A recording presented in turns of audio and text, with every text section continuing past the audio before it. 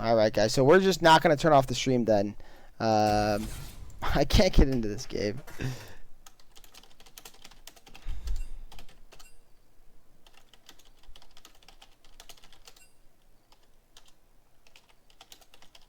I don't know if they're watching the stream. Yeah, so send me the code.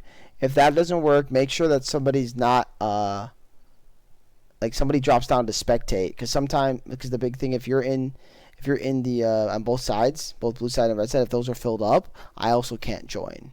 But you could also try to send me the code as well.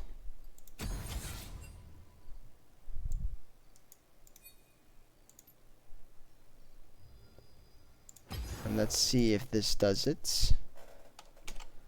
All right. And we're in. Holy moly, it worked. Good, very good. Very good.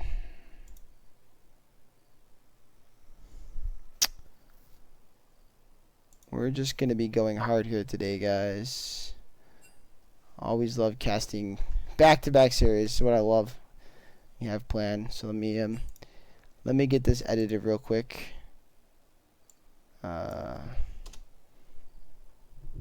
It's Washed Up Gamers versus who, guys? I don't even remember.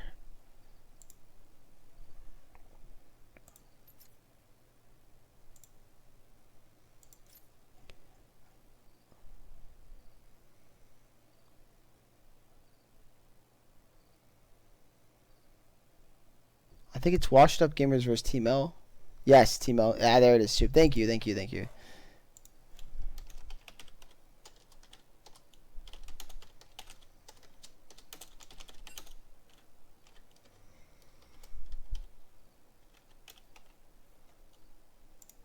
I'm gonna make sure I wrote their stuff correctly, because I've done it before where I mess up spelling their name, and I don't want to do that. So let me make sure that I got this correct.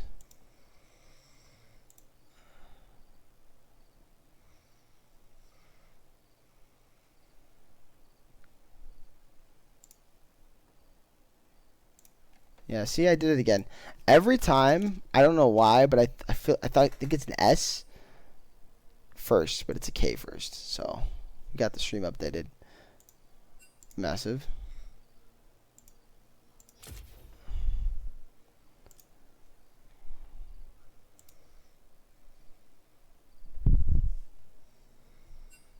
All right.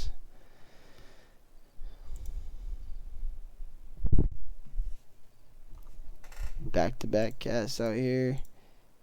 Okay, yeah, we're R.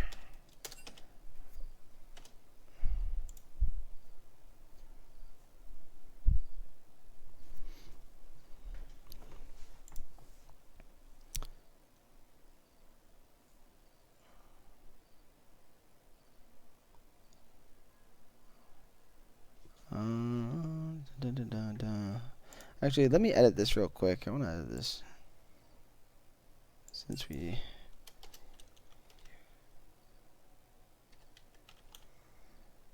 Okay. And... You guys can just see that. Who cares? You can see me editing. I'll get the draft back up in a second.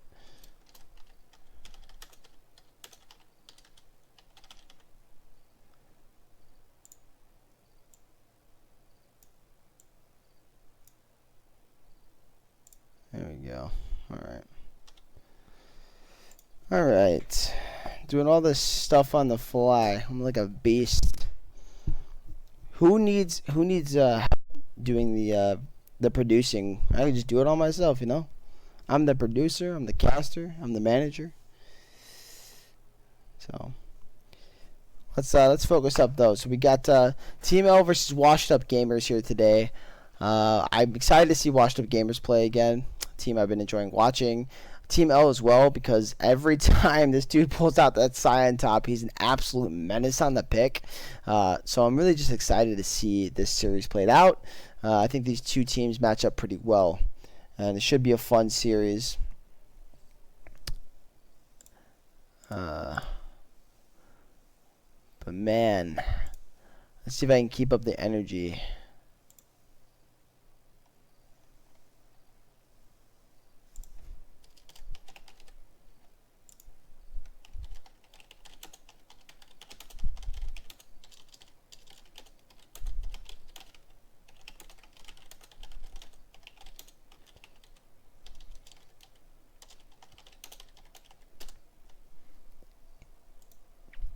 I don't think I should have to repost this in Rec League chat. I feel like people should already know, but for the sake of it, I can always tell people. Nah, they should know. Or you know what? I'll repost in a second, just to make sure people know what's going on. I know we have viewers still in here, but I certainly want people to know, if they don't, that there is a third series now being played today. We've had Friday and Sunday being super booked. I actually have no problem with this as long as we have casters, which we have, and I love that. So if we have casters, this works out really, really well. And also, somehow, you know, the series ending at the exact time we needed it to for this one is also just like the league gods were just speaking to us. But let me kind of touch on this draft a little bit. I'm not in full focus mode. You know, you don't get a second to stop. You just keep going. So, looking here, Washed Up Gamers picking up this Amumu for their B2. I'm not surprised. Soup has been favoring Amumu a lot. We've seen him play it in his series for his team, as well as when he's covered a couple times for Frozen on the Cannons. He's had a lot of success on the pick. On the other side, we're seeing Team L with the Kaisa and the J4. And no, I didn't forget about the Lulu. I see her there too. But we see the Kaisa and the J4.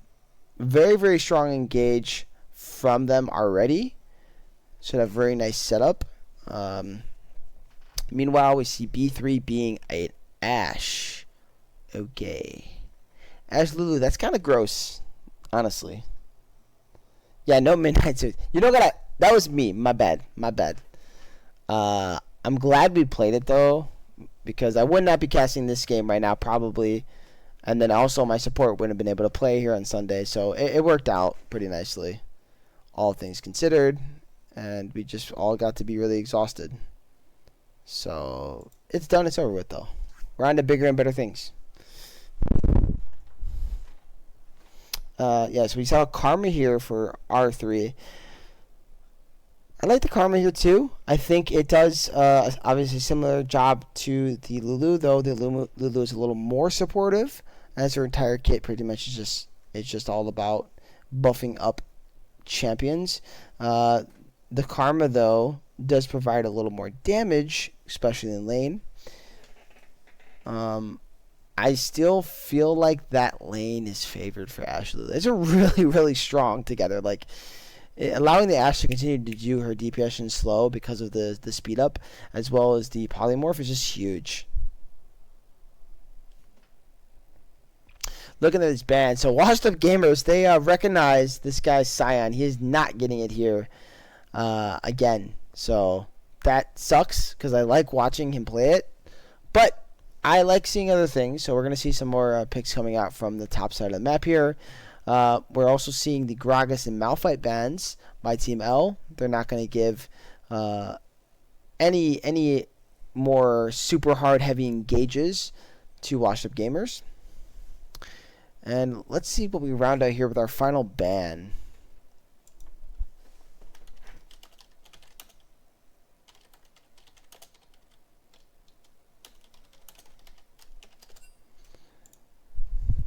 It will be a Mundo. Yeah, based on what we saw today from Mundo and through most of the league, yeah, get rid of that champion.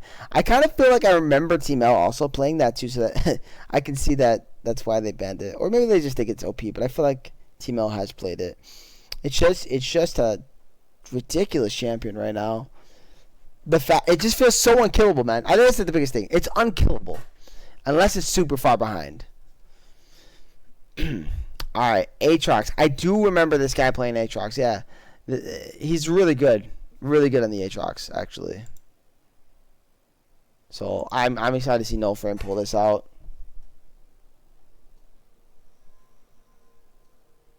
It's hard to keep track of all the different champions everyone's played. I wish I had like a... Actually, this is where a producer would be nice. They could tell me in my ear, oh, yeah, they played that. They've played that. Yeah, they played that, you know? Like, that'd be cool, you know? But here we are. Maybe I'll get myself a teleprompter, man. And they can write down what I say on it. Just kidding, guys. It's kind of impossible seeing that I do the cast from my own chair in my own house. So unless a producer wants to come to my house and put a teleprompter in my face. That's not happening anytime soon. Meanwhile, though, we do see the Cho'Gath and Talia picked up for Washed Up Gamers, rounding out their comp, making it a pretty decent comp. 2 beefy tanks. Pretty heavy on the AP, though. There's only 180 threat, so that's going to be pretty scary, as it's going to fall a lot on this Ashe to carry this game. Meanwhile, Anivia. CLT, if you're in the chat, there it is, buddy. You're getting Anivia played today, and you're not here to cast. Sucks to be you, man. So, that is, that's great. It's great.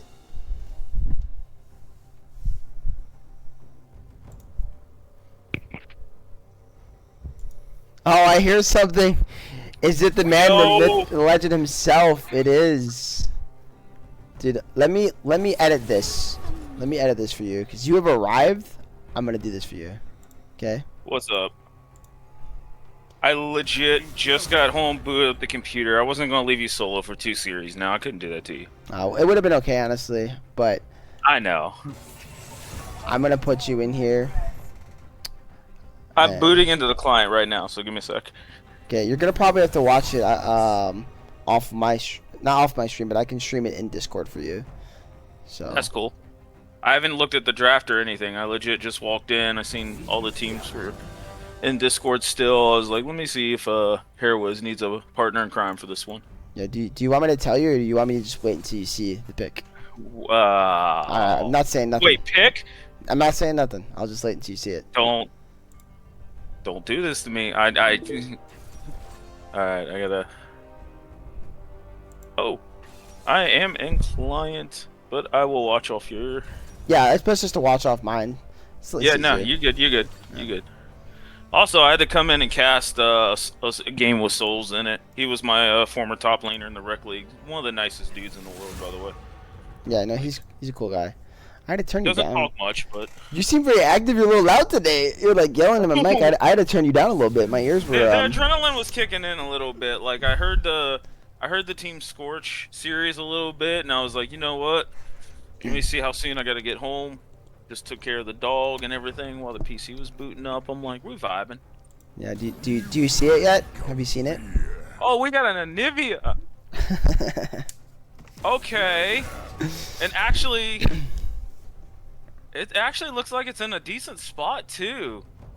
Like Anivia Jarvan's pretty deadly. God, Souls isn't gonna know exactly how to play against this, by the way.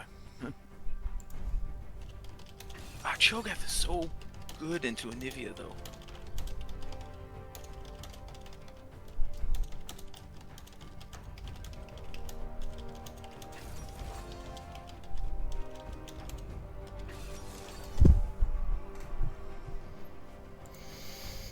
Yeah, it's pretty exciting. Hey, what happened to my league? Oh, there it goes. That was weird. It cut off for some reason. Strange. Like, fun. If I look at the top 3 picks, like, it's a really decent spot for Anivia. Like, I think if she goes, like, movement speed, swifties, and dodges, like, the Cho'Gath CC, she's okay. Because a Mumu ult doesn't stop Anivia's ult channel. It's considered a snare. Hey, CLT, since you're here, can you do me a favor? People are already in here, but just in case people don't know, I'm doing a second series in a row. Do you mind reposting it, but with the 2 new teams for me in Rec League? Yeah. I got you. I appreciate it. Yeah, since I'm not in client, I don't have to tab out. I can actually, let me pull up the Midwest in case we want to check some stats or anything. I believe this is the first Anivia of the split for the league.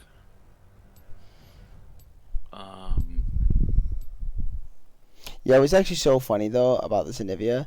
I was literally saying, like, right before you jumped in call, I was like, yo, sucks to be CLT, man. Here's your Anivia, and you're not here to cast it. And then, like, not literally, like, timed perfectly, nothing but like 60 seconds later, you jump in the call. Oh yeah. Yeah, no. Anivia, when I started back in Season 3, was the first champion I bought with IP. If anybody remembers, it's called IP back then. and I don't know what it is about the champion. I just always seem to gravitate back towards her. Um, but she's just so much fun, even though everybody thinks she's boring to play against or even to play as. Um, yeah, I just everybody's got an affinity for a champion that they enjoy, and it can be the most random thing ever. Like mine's is Anivia. Nice, So, nice, nice. all right.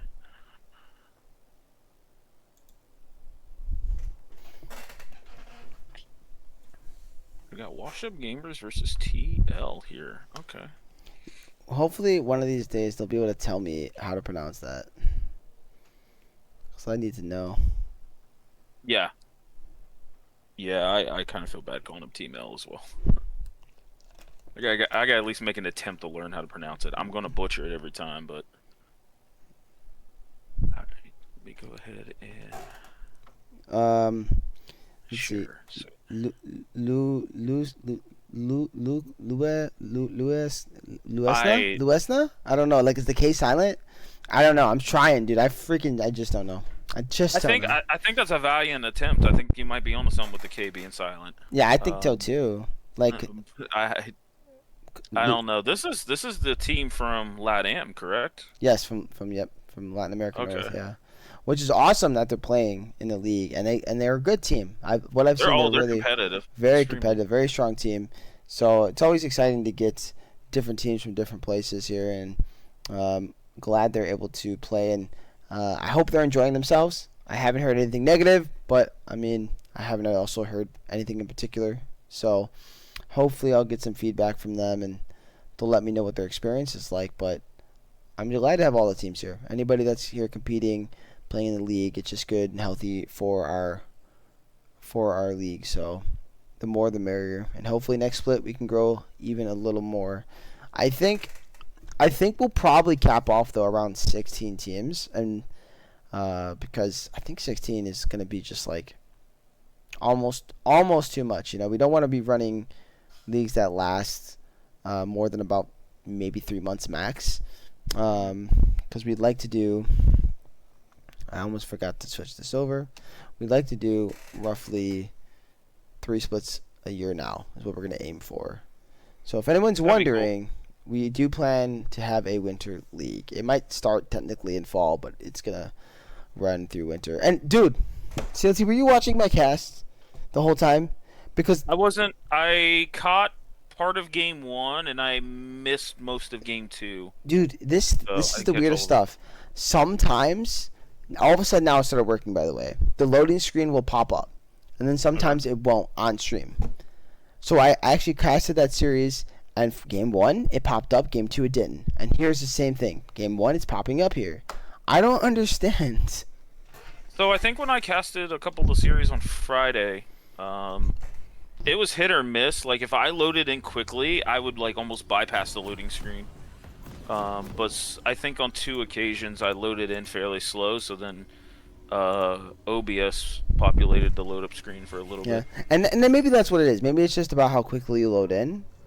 Yeah. But at the same point, like I've had long loading screens, and sometimes it doesn't work too. So I can't definitively say that. You know, it's just one of those weird things. And for the viewers, I know it allows them to see the summoners and the what's the word I'm looking for? My brain is a little slow here. What, Keystones, runes? masteries, yeah, keystone masteries and runes. Yeah, right. Mhm. So it kind of makes it easy for that, and then we don't have to talk about it too much when we're actually into the game if there's anything weird going on. But yeah, I don't know. Hopefully, one of these days somebody will be able to figure it out for us. Yeah. This is gonna be an interesting laning phase, I feel like, looking at these teams. Like Anivia loses push early into Talia, so she can definitely like go with a Moo help invades or put pressure on the map. But I definitely think Team L's team comp like scales a lot better. Um, so this is going to be an interesting game overall to watch. Yeah, Ah, we're getting a pause. What's with the pauses today, man? Uh, we're having these disconnects going on. So, Ignite on Karma is interesting. you think so? Yeah, I don't think Ignite really has value, but honestly, like I don't know if Exhaust does either. I guess that's the next best choice. Well, the other option I think could be heal, and I think heal would have value here. As you see, Lulu has it, right? hmm Based on the fact that Kaisa is running the cleanse, so she doesn't have the ability to run like the ghost or the barrier or whatever she'd want to run to have more of a combat spell. hmm So the game has been unpaused, but we're still just sitting like this. I really hope I don't get the same bug. I had a bug. No, okay, we didn't get it. Where I had Oh, to leave the game and come back in. oh, that would suck. Yeah, it was really annoying. I missed like 3 minutes of the game because of it. Mm. It just paused, but like they weren't paused, so not sure. Yeah. What's your thought on this Conquer Amumu? I know I've seen a lot of Amumu played this split, and as the jungle guy, I'm gonna kind of defer to you. Like, do you like Conquer? Do you think Aftershock has value? Do you think Glacial has value? Like, where's... I would say you're gonna either go Aftershock or you're gonna go the Conqueror on Jungle Mumu. At Glacial is for lane support of Mumu. Okay. I think that the Conqueror is more of just higher damage if that's what you think your team needs. But generally speaking, I think Aftershock is the better choice, especially in team coordinated play. But meanwhile, we are seeing an engage here. Bot Fu is going to be brought pretty low, as well as Explora Dota 22. Not gonna say his full name every time. I just wanted to say it this one time because it's just so funny. Yeah. Yeah, taking advantage of that early, that Karma pick. Like, she's gonna be able to really spike early and push around this lane a little bit.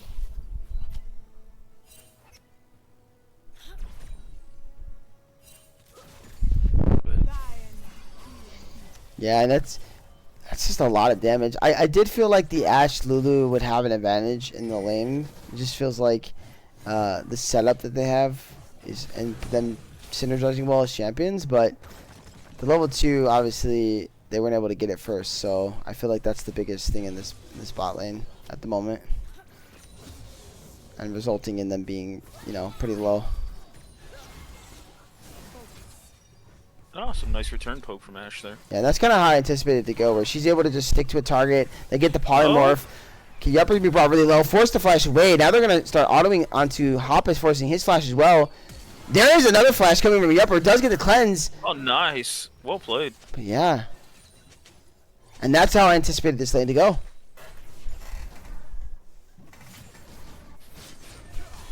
Then we got a fight in the river here. Yes, we're seeing Soup fighting the good old J4. And he's winning, by the way. This Conqueror is really, really strong. Yeah. Oh, this Conqueror is putting in work. He's going to get away here. Another W up. No, trying to smite for some HP. Going to be solo killed by a Mumu. And Nivea gets Scuttle, so that's decent. Yeah, and that's the power of it. And the big thing, he stacked. Oh, no! Didn't know there was a ward there. That's a feels bad. Yeah, I got punished. Oh, but wait a sec. Hold on. Lilia did flash away, though. You see the flash on cooldown. I do see it. These lanes, these teams are fighting early and often, so. Everybody disrespects Anivia's, like, early damage. Well, I see she has Electrocute. I don't know what, Anivia players normally take, but I can assume that's going to be a decent amount of damage from her spells. Traditionally, it is Electrocute. You might see some, like, Phase Rush variants, or I was a big proponent of Spellbook there for a while. But I think the way the AP items work now and how bad Mage's scalings are, that it's, like, Electrocute into, like, Malignants, Leandries, maybe Blackfire Torch, like, third. Just to give yourself, like, a boatload of burst damage, but you're not lacking on, like, wave clear or consistent damage either. It's like the best of both worlds. You're just not as tanky as, like, Roa Seraphs. Right. Yeah, I feel like Smoles is not... Oh, good Oh, stuff. nice bandage toss on the no frame, but unfortunately, Oh, Soup. big Cho'Gath knockup. I don't think Soup wants to fight that. Flash it from no flame, trying to get the kill. That seems a little ambitious as the had flash, but meanwhile, mid lane. The Nivea is going to be brought down. Yeah, going to be an egg, but I don't think they're going to be able to get the kill. Oh, and look, there's an engage here from Flounder. All these flashes. Souls will land the knock up the CC, and they'll get the kill.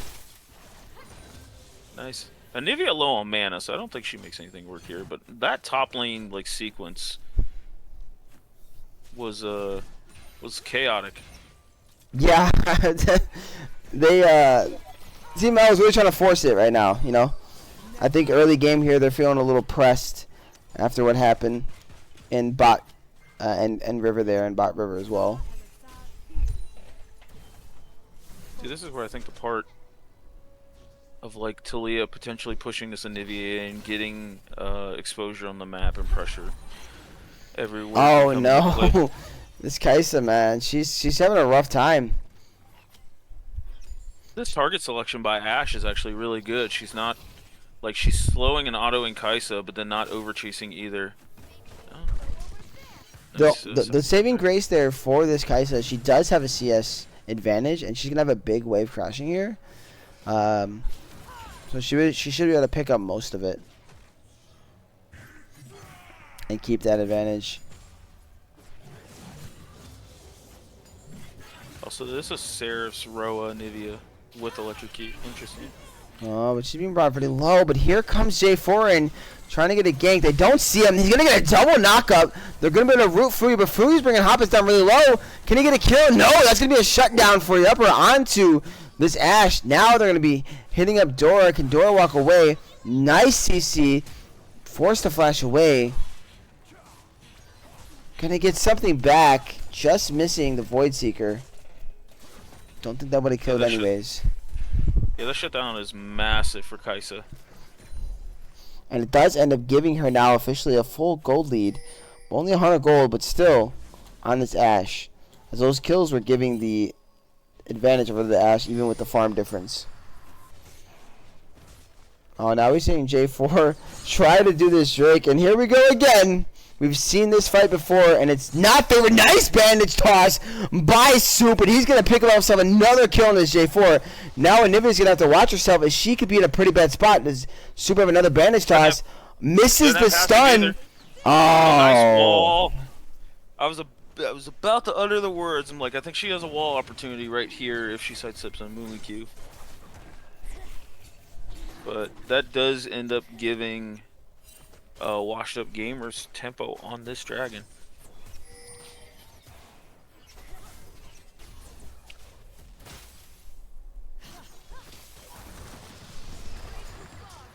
Oh, nice sidestep.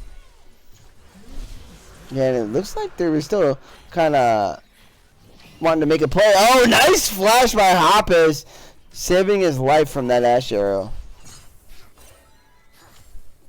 Gamers is not afraid to pull the trigger on fights right now. Not at all. And it's sort of something I really love from Soup is he helps his team get waves crashed. It's something all these junglers in the league don't all do, including myself at times. It's really, really big and can change the trajectory of a lane a lot.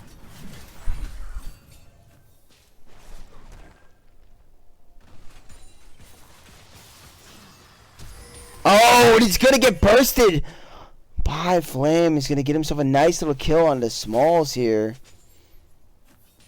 It's like the edge of his mana, just enough. Sure, that gets you pretty giddy, CLT. Yeah. It's nice to just see Anivia played.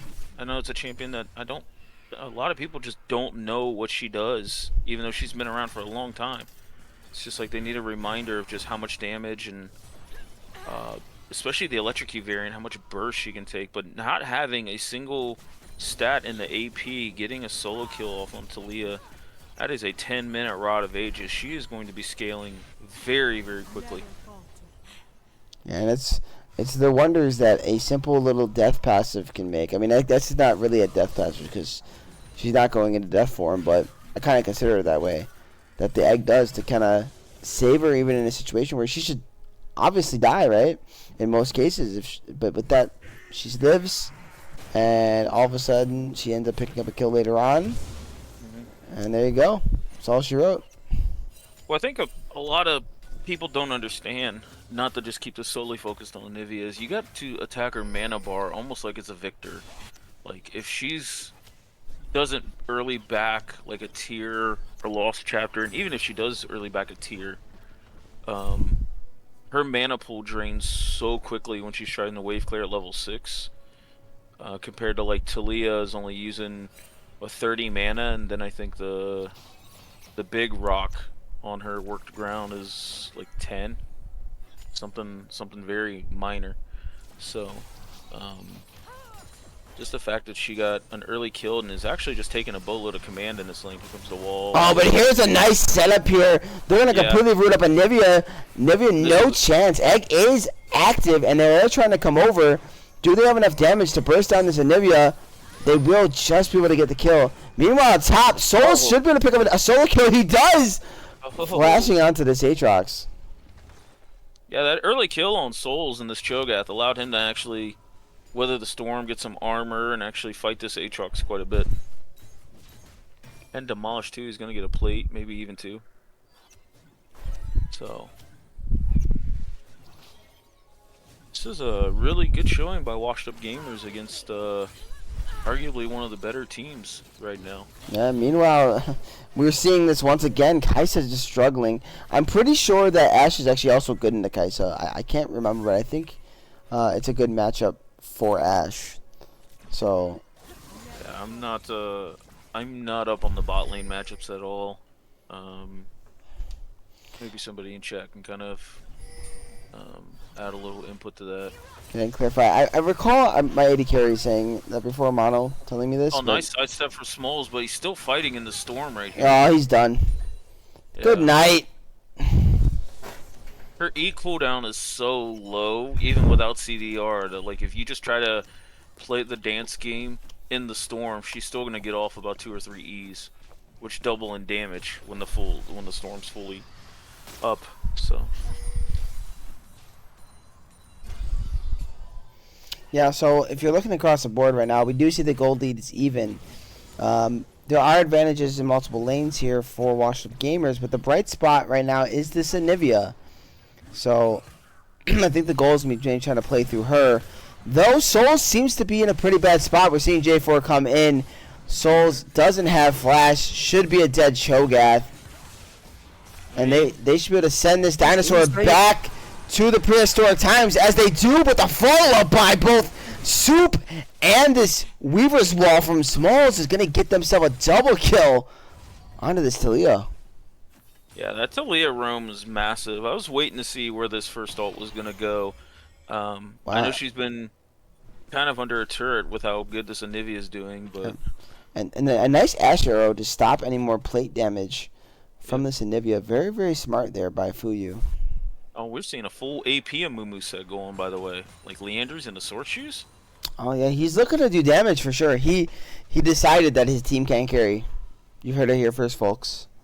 Yeah, but also, this Jarvan went lethality second as well. He's kind of looking to play the same thing. So, I don't know if Team L not having a frontline tank to absorb this Ashe and this Amumu's damage, if that's going to be a downside on their team comp here. Agreed, but what I do know is Amumu's going to be late to respond to this. So it should go over to the side of Team L. And yes, it will. So that's an Infernal Drake. And we'll tie up the Drakes here. Actually, both teams are fairly happy with their first Drakes. I mean, the one comp that has a built-in tank with Cho'Gath gets the Earth Drake, and then they're so far ahead on Team L's comp that they're getting the Infernal Drake. They just put them a little bit more ahead. So. We're also seeing, though, this pressure mid lane is going to allow Team L to kind of really walk in first here on this Herald. There's been a lot of priority. This ping's going down onto this Amumu. They're just going to turn onto this Cho'Gath, who doesn't have flash, does get a nice knockup, but it shouldn't mean too much, as he should go down eventually, and he will, though. That's going to be a kill for this Ashe. Nice little damage on an null frame. Yeah, this Cho'Gath is gonna have to spec into some MR here real soon. But the way Anivia works, you actually want to go Soup the is really trying to contest this. He will get in. He's going to steal the Herald. Will he be able to pick it up? He will get a double. Amumu are off here. He will go down a no frame, though. Did that Q just go through Aatrox? Is that some high ground, low ground? That looked like it might have been. Regardless, he does get in. He does secure the Herald for his team.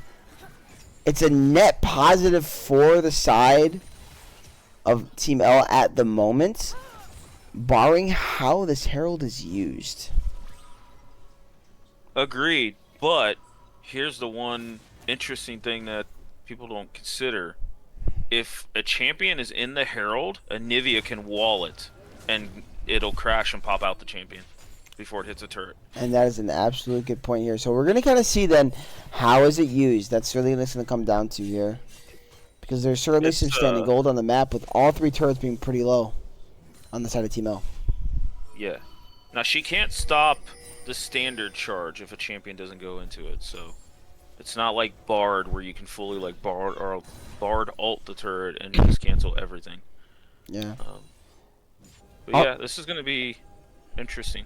I also like to point out there was only one set of grubs this game, so there will be no grubs for the side of Washed Up Gamers. All the grubs will be on the Team L side, but they were not able to pick up a fourth grub, so they won't be spawning little minions.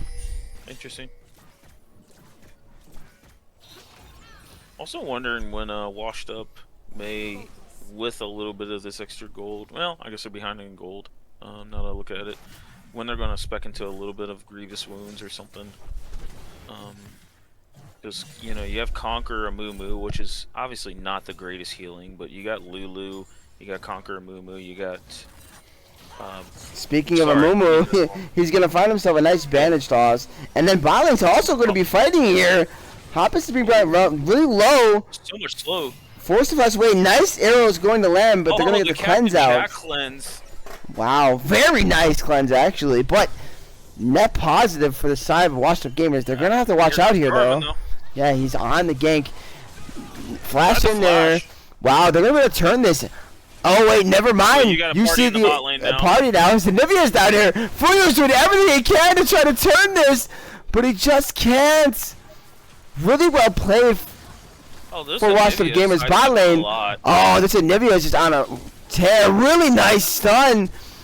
Oh, and the flash is gonna dodge another bandage toss, doing tons of damage. J4 is gonna turn into Smalls here. Oh, but a huge Memorial is gonna find two and a nice bandage toss follow up. That's actually a double kill for Smalls. Will they be able to get any more? Oh, they're gonna pop egg. They're trying to do the CP tech, but it's gonna be canceled. Can't do that in front of us. And that's gonna be can't do that in front of another kill going over to Amumu. Oh, you know what? Props for trying the TP trick, but you can't do that in front of a Talia. A Talia, Lulu, Amumu. Like, oh, that's a feels bad moment. Yo, the biggest thing about that entire play, besides that, listen, the Nivea's dodges were great, but the biggest thing was Fuyu getting everybody on the side of Team L low before anybody showed up to help. And that is just an immaculate play there by Fuyu and Dora to just kite that out in an absolutely scary 2v4 situation. Yeah. I think I've said this a couple times, even on the podcast. Just 80 carries in this league are just scary. Yeah, all of them just seem to attack move really well. They position really well. They target select really well. It's kind of insane to watch. Yeah, but that's what we want. We want players that know how to take command of a game, right? That's what makes it exciting and fun to watch. Also, I just checked your stat. I don't know if you said it when you got on, but you're saying Mundo has a 100% win in the league. If that's the case, that's pretty insane. I caught the end of game 2 for the last series, which I think Mundo was played, or at least I heard you mention that. Yeah, it was played. Mundo did win. Yeah, Mundo just turns out to go anywhere he pleases.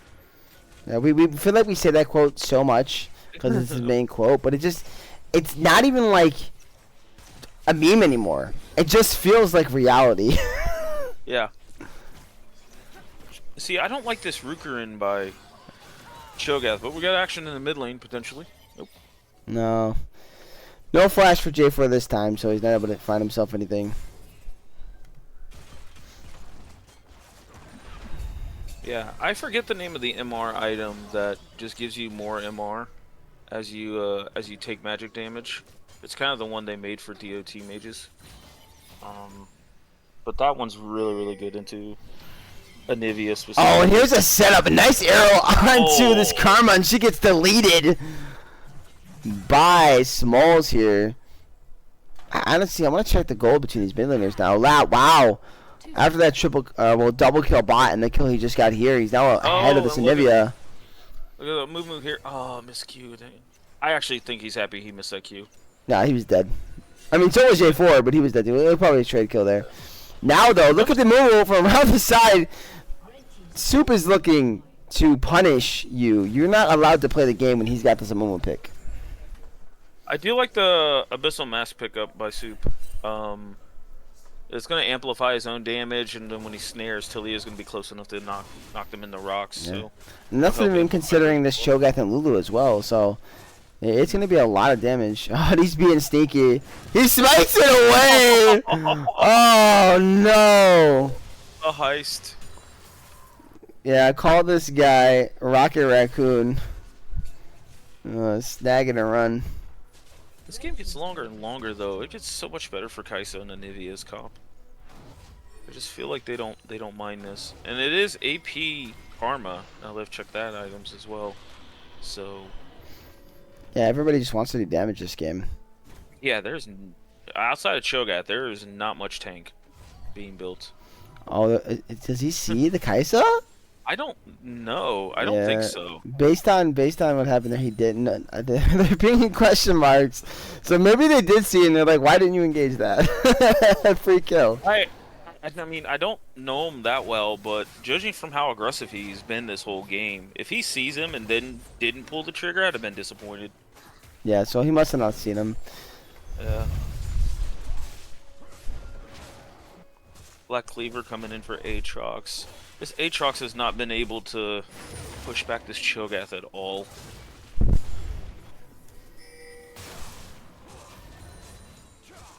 And these are going to be some explosive fights, though, with not much tank stats going around. Oh, look at Amumu. He's hunting. He's going to find Kai'Sa. Yupper is going to flash away. Will that be enough damage? It will not. J4's going to find two here. J4 ult. Oh, and now Amumu looks like he's in a bad spot. Will drop the R, pick up himself up a kill, but he will go down to this Anivia. Oh, nice wall. He's popping off, and here comes the Aatrox flashing over the pit. Going to find Fuyu. Next up, he's going to try to look for Dora. They're not going to land the CC, but Cho'Gath is in here, too. Cho'Gath. We're having fights on both sides. Cho'Gath can't eat her. No. And Cho'Gath should be next up on the chopping block himself. He does pop the egg. Can he get himself a kill? He will get himself a kill. Will he get two? He will get two. Cho'Gath popping off. Here comes the Kai'Sa though. Small's trying to help out, and he's going to go down. What a bloody fight. And a shutdown for this Anivia. Wow. Very extended. That fight was over, like, I think at least a minute. Kai'Sa flashed away and reset to come back. Yeah, Kai'Sa did the top laner special there. Get out and then come back. Yeah, now the gold lead is swapped to the side of this Anivia here in the mid lane. These mid laners kind of, it feels like these mid laners are battling back and forth right now. Yeah, it's behind is Talia God. That triple kill in the bot lane got her back on pace, and feels like she's definitely capitalizing a lot more with this Amumu on certain fights and engages here.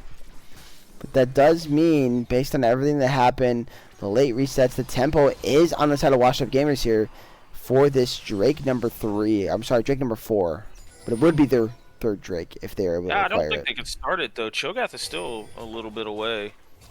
So, I don't think neither team is really in the greatest position to just start. Astro's going to come down, and a nice dodge by this Anivia.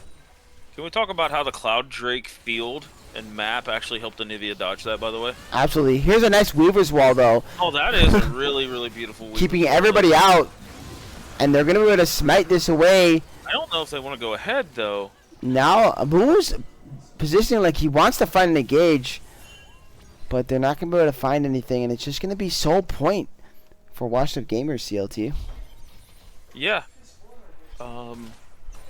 Though I don't think Cloud Soul really benefits Washed Up Gamers team comp that much. Oh, well, we got to pick on Souls here.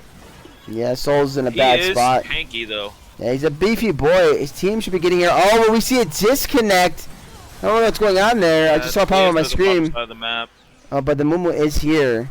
I don't know what happened. Back up here soon. They did end up getting the 2 kills because Fuyu was able to go down in that fight as well. Oh, J4 is going to fail his EQ over the wall. Yes, Yupper's going to jump onto him, but he's not going to be able to take him down. Dora's in a bad spot, being taken down really, really low. They're trying to kite it out. It looks like they're going to be okay. Oh, Swole's in a bad spot, but a really, really nice bandage toss. They're going to land it on the Hoppus. They should be able to take him down. He will go down. So a little bit of a trade kill. As it will be a 2-for-1 in the extended trade.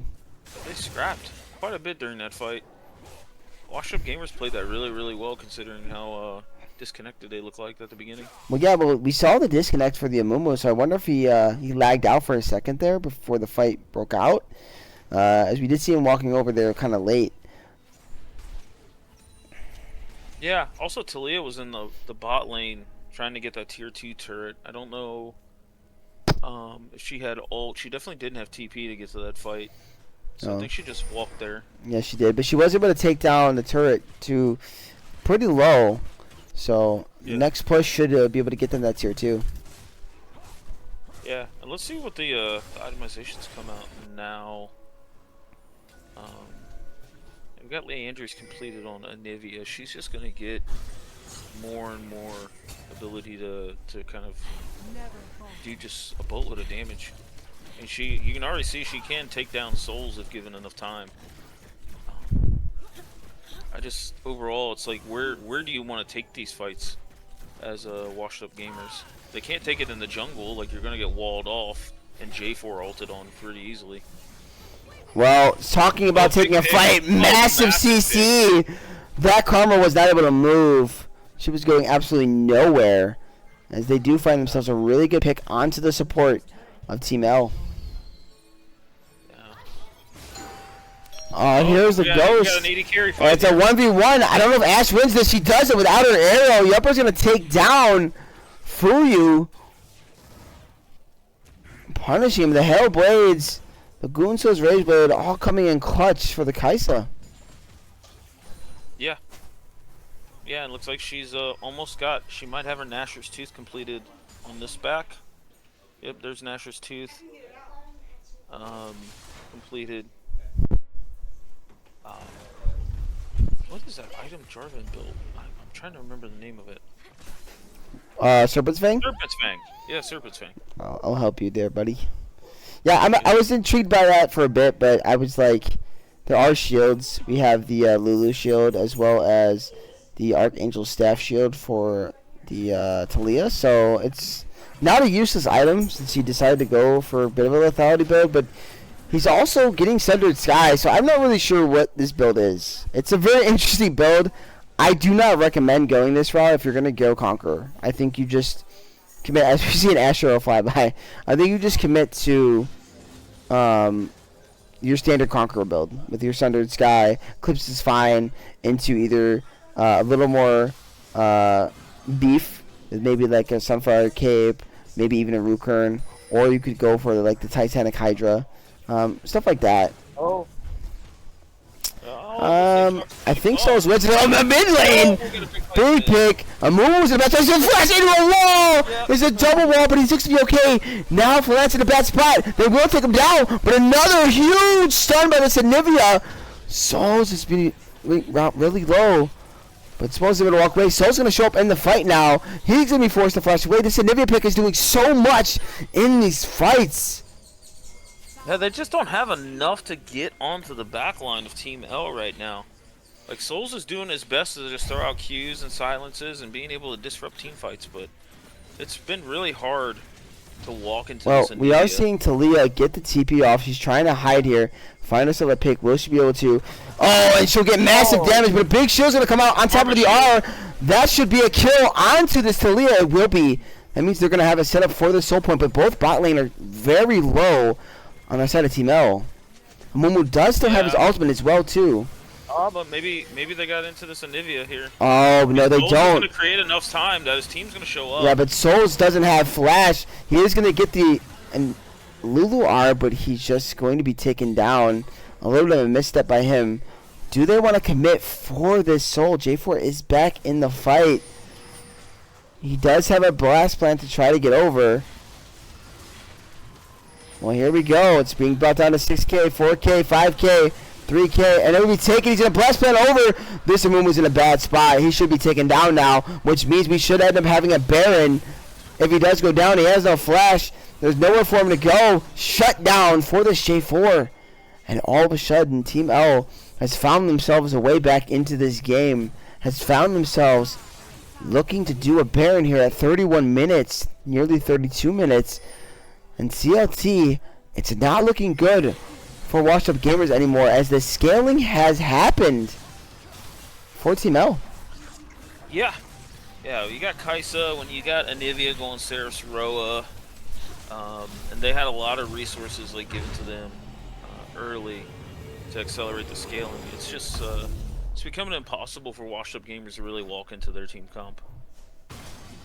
But I also feel like washed up hasn't had they haven't created a lot of opportunities for themselves to actually have like a proper 5v5 or have like a big Amumu engage for this team comp. I mean, Ash has been throwing out arrows and some of them have landed to create some picks, but all in all it just feels like they just can't move around the map like they want to.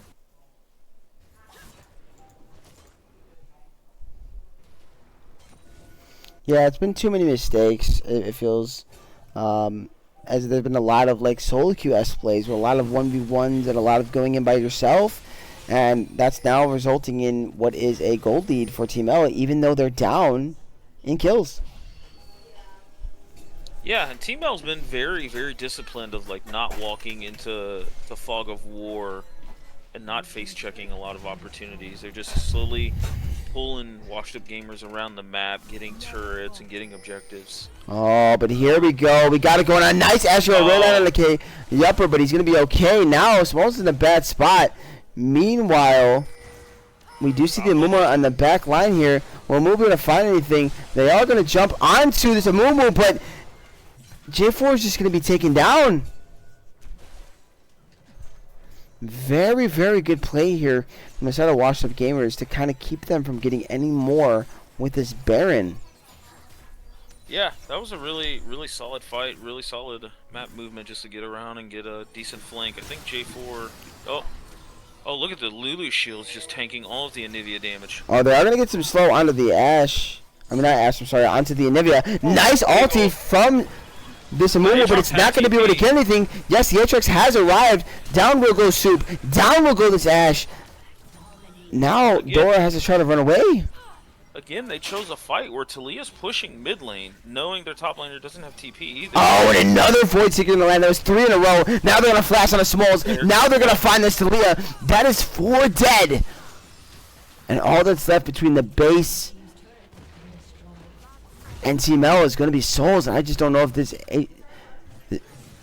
Aatrox can be stopped, if this Karma can be stopped, if this Kai'Sa can be stopped. Can anybody be stopped? I don't think so. They're just going to walk down this Cho'Gath. They're going to start beating him up. And as I said earlier, they sent him back to the prehistoric time. He is going to go back because he's deleted. And that should be game 1 going over to Team L.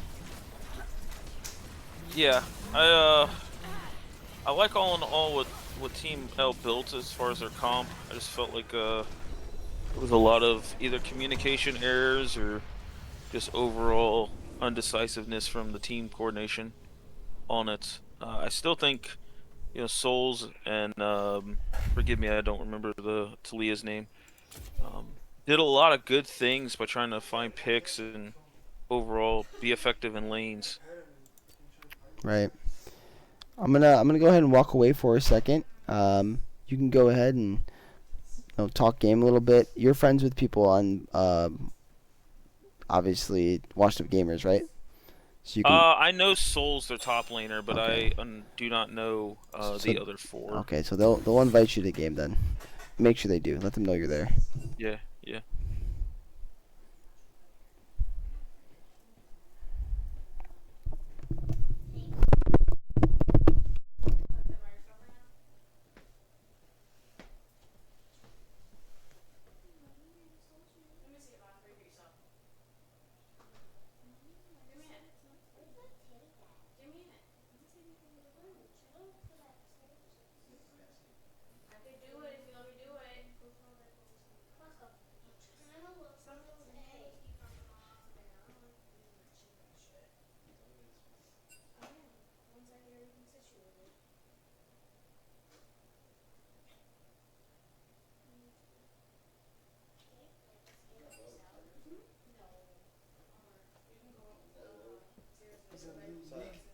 Yeah, I'm doing tests. I'm testing these games. What is it, Twitch or no? Yeah, I'm on Twitch. Do you just do voice on cam? All right. Sorry, I'm back, CLT.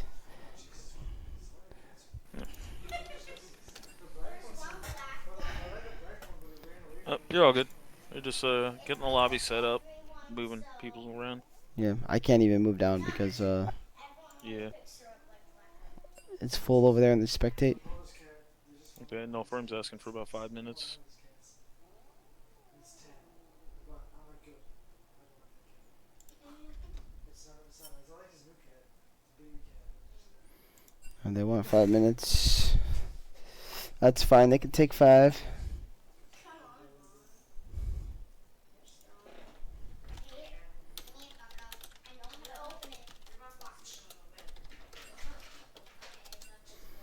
We can take a second. Oh, you gotta go at 10:30 CST. Yeah, so they're trying to make sure if this goes 3, they're able to compete. Well,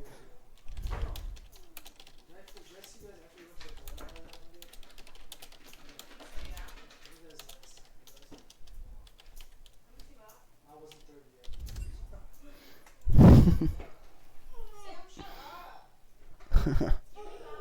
yet. I gotta meme him a little bit.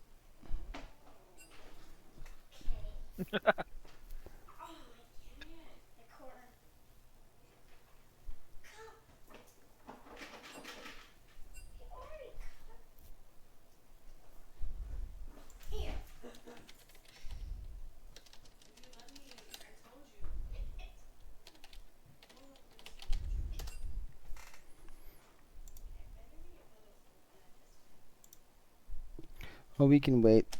No issue Yeah. here. Let's see. So just looking at this week's standings or results, sorry. The games that were played today, we had what? Scorch 2-0ing Insane Banana, Yep. and then what was the other one? MTE versus Zoomers. Okay. And that's just showing a 1-0. Is that going on right now? Oh, never mind. There's a 2-0 to Zoomers. Okay, like I said, it could still be going on. They did start about an hour after the first series, so that would have been 7:30. So it certainly could have still been happening. But yeah, it sounds like it just ended. So it was being casted by Bori and Victor and the YouTube. Okay. Yeah, big shout out to Bori and Victor for picking up some of the casting duties this weekend.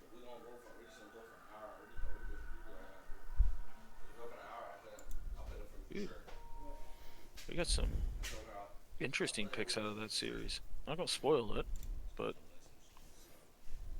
Well, I was excited to see what's going on, and we'll discuss it as we all know, folks. We have Midwest Weekly every week. Me and CLT should have that out on Wednesday, as we will be doing it on Wednesday. Right, CLT? yeah, Yeah. I'm good for this Wednesday. Okay, cool. I do have two guests coming on. Should I spoil it for everybody, or should I just hold off on telling them till the day of? Nah, don't spoil it. Okay, we'll wait. We will wait. Here's a little hint. One of the players did not play this week. That's the hint I will give you. The other player, he did. Is this your charger, Riz? And it's going to be This glassy one? it's going to be two mid laners too. So I figure we've had some top laners on. We've had a AD carry and support. I figured the next place to go would be mid lane. So that means week 5 we'll throw some junglers on, and then after that we'll just have fun. Just get some randos, you know. I'm down to talk mid with some people, especially people that are playing at a competitive level and a much higher level than myself. I have a lot of content and discussions there. Hopefully, it doesn't take up too long. Yeah, hopefully not. Yeah.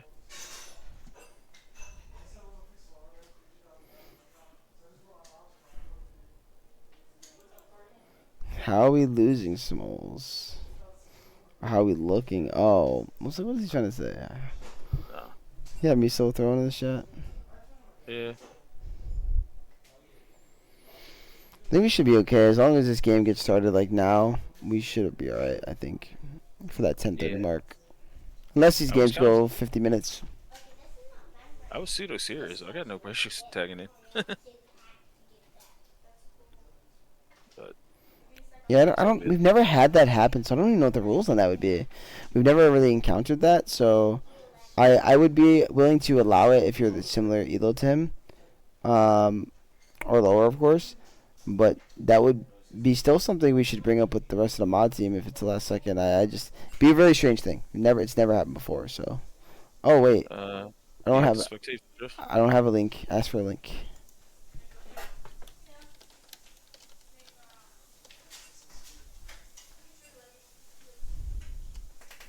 Alright, he's dropping it now.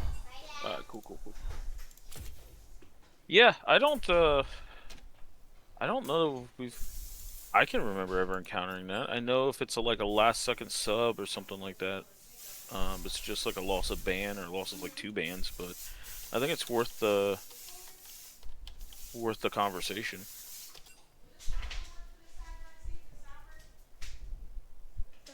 For what? I mean, this is Team L is easily the team that would create this discussion, being from LATAM and obviously playing on a little bit higher ping.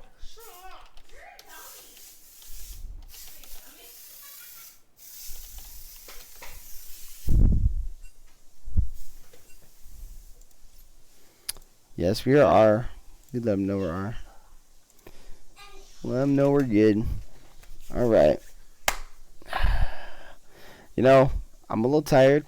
I don't mind game 3s, but I also be okay with it just ending. I'm not trying to hate, guys. I'm just getting tired.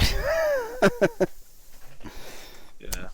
You want to hear me being tired trying to cast your late night series, bro. My brain was lagging game 2. You should be glad that didn't go to 3 games then, buddy.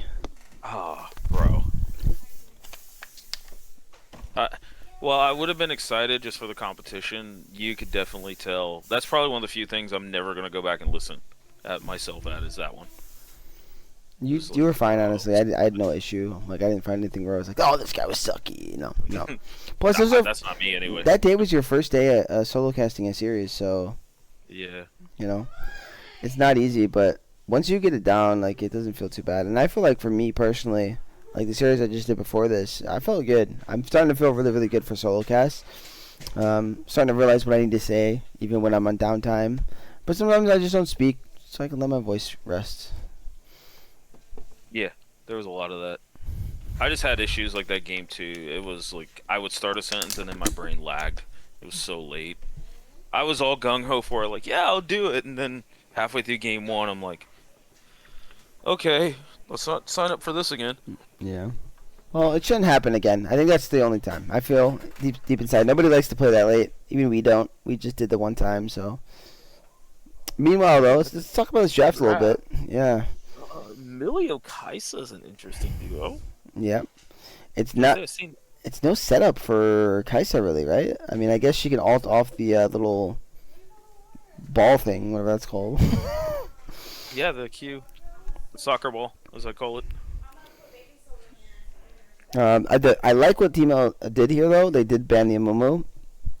It Hmm. not only was it obviously a high priority target, we talked about this a lot, but Soup favors it a lot, and he played it well. So I think that's a really really good ban there. What I don't like seeing from Washed Up Gamers is leaving this Anivia up. I don't like that. I don't.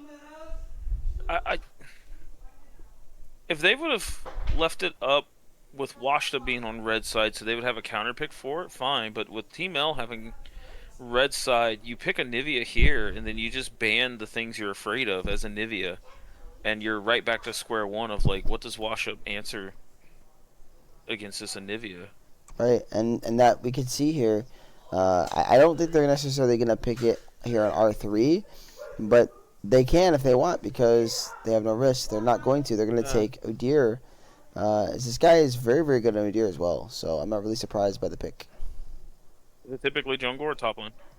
Jungle. He's jungled it Okay. multiple times, so. Yeah, I don't know. Like I feel like there was a window of picking Anivia here and banning counter picks because they just showed that they didn't really know what to do or how to play into it. And Milio works very well with Anivia, gives her all the kind of stats she wants with healing, shielding, and movement speed. Plus Milio passive proccing on Anivia's Storm actually does a surprising amount of damage. But I don't it'll be interesting to see if Washed Up bans this Anivia here. Yep, okay. So let's see what Team L responds with right here. Washed Up's already showing a very zone control heavy type comp with Maokai saplings, Caitlyn traps, um, things in that nature that's going to make it really hard for Team L to walk into. But Udyr empowered, what's it, Bear Stance, can ignore traps and stuff like that. So, an Aurelia. Okay, well that explains the Malphite ban. And that is super spicy, especially when you consider he's picking that not as a counter pick here. So Yeah. they're leaving counter for mid. It could be a flex. You know what? You're right. It could be a flex.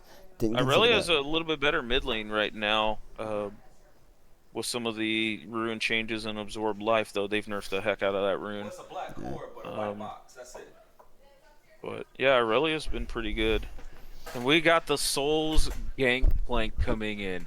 I know he loves playing as champion, and I know he's been spamming it a lot. I've actually duoed with him, I think, a game or two where he's played this.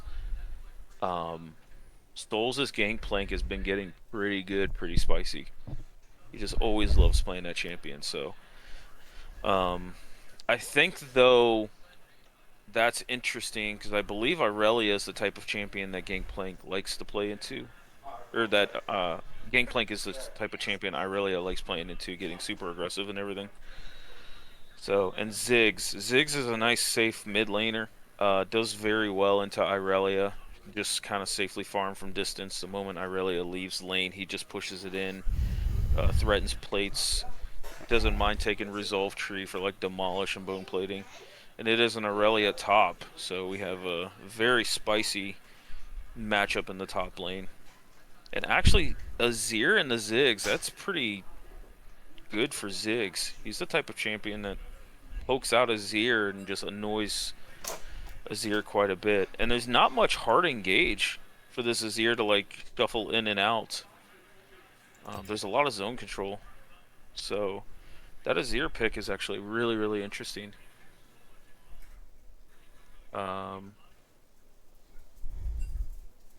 So I actually think while Team L has a lot of stuff to be proactive in this early and mid game, I think Washed Up Gamers has a really, really nice cohesive comp going for them.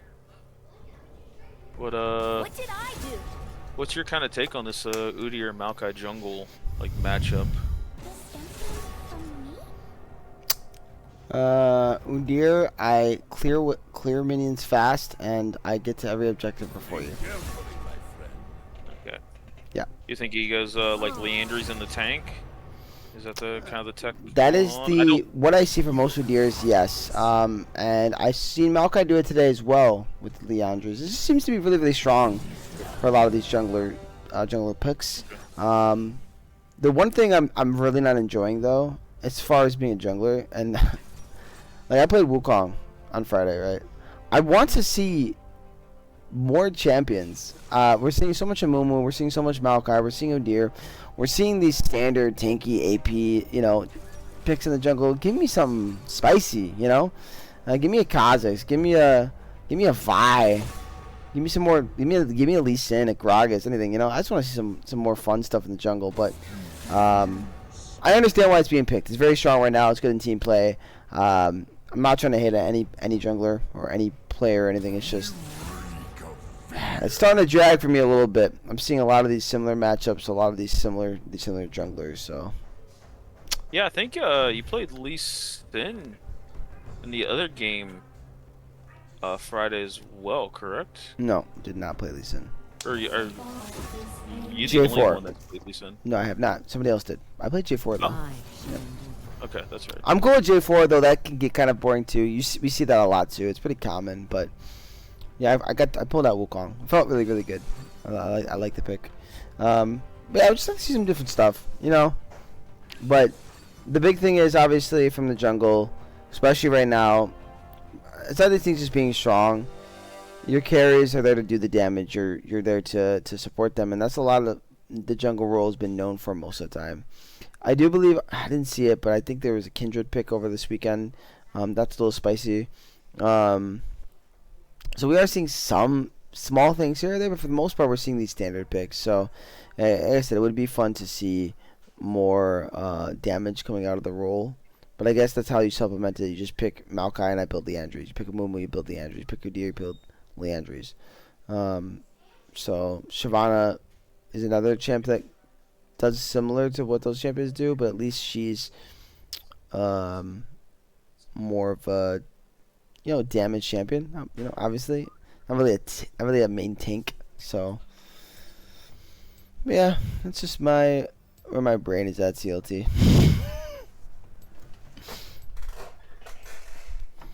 Yeah, I mean, looking back, Commander Haku from Sad Jellyfish played Kindred to a win into a Viego on that note.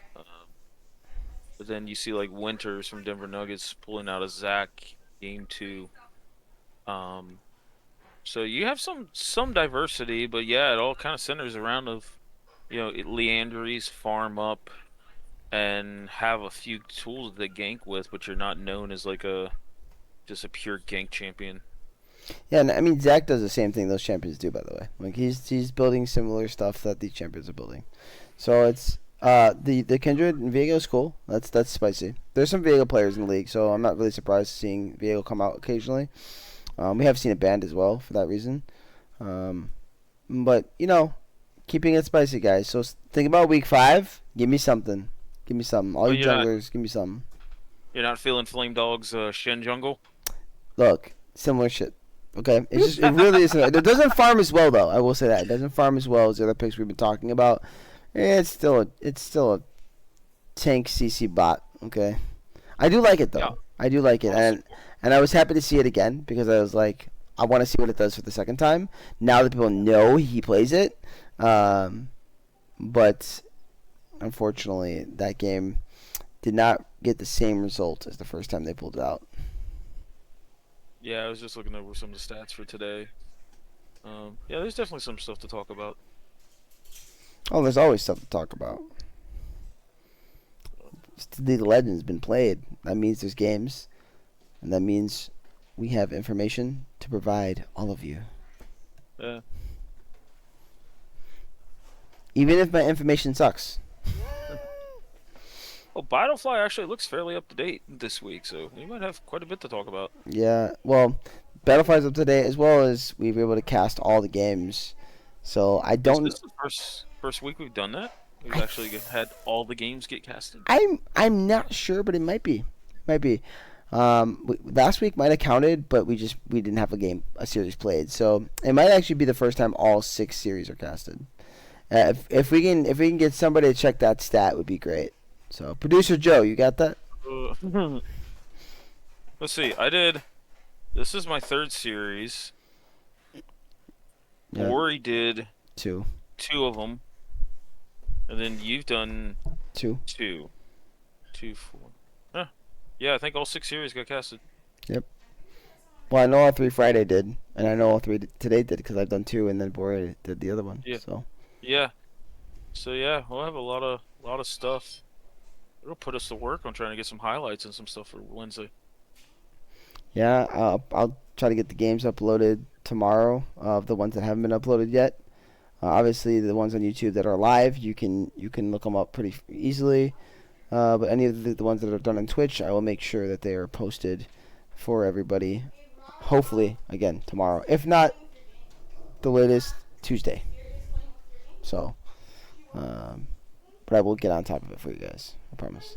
Yeah.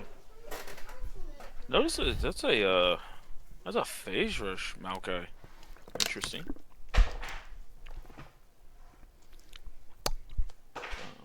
I think it's good.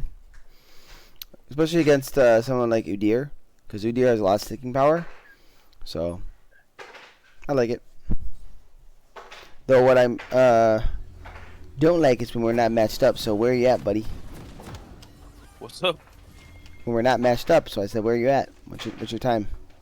I'm still loading in. Oh, great. Yeah. Let me pause. And I should be coming in soon. I'm at 18 seconds. Alright, 8 seconds, 9, 10 for me. 11, 12, 13, 14, 16, 17, 18. Got it. We're good. Alright, sweet. You got grasp on the gangplank. I'm about to say, Gangplank looks like he might be AFK. He's getting out late compared to the rest of the team. Here's something I'm not surprised seeing from the bot lane of Washed Up Gamers. I feel like I shouldn't say anything yet because we've seen it before. I know some of these players watch the stream, so I'm going to keep quiet.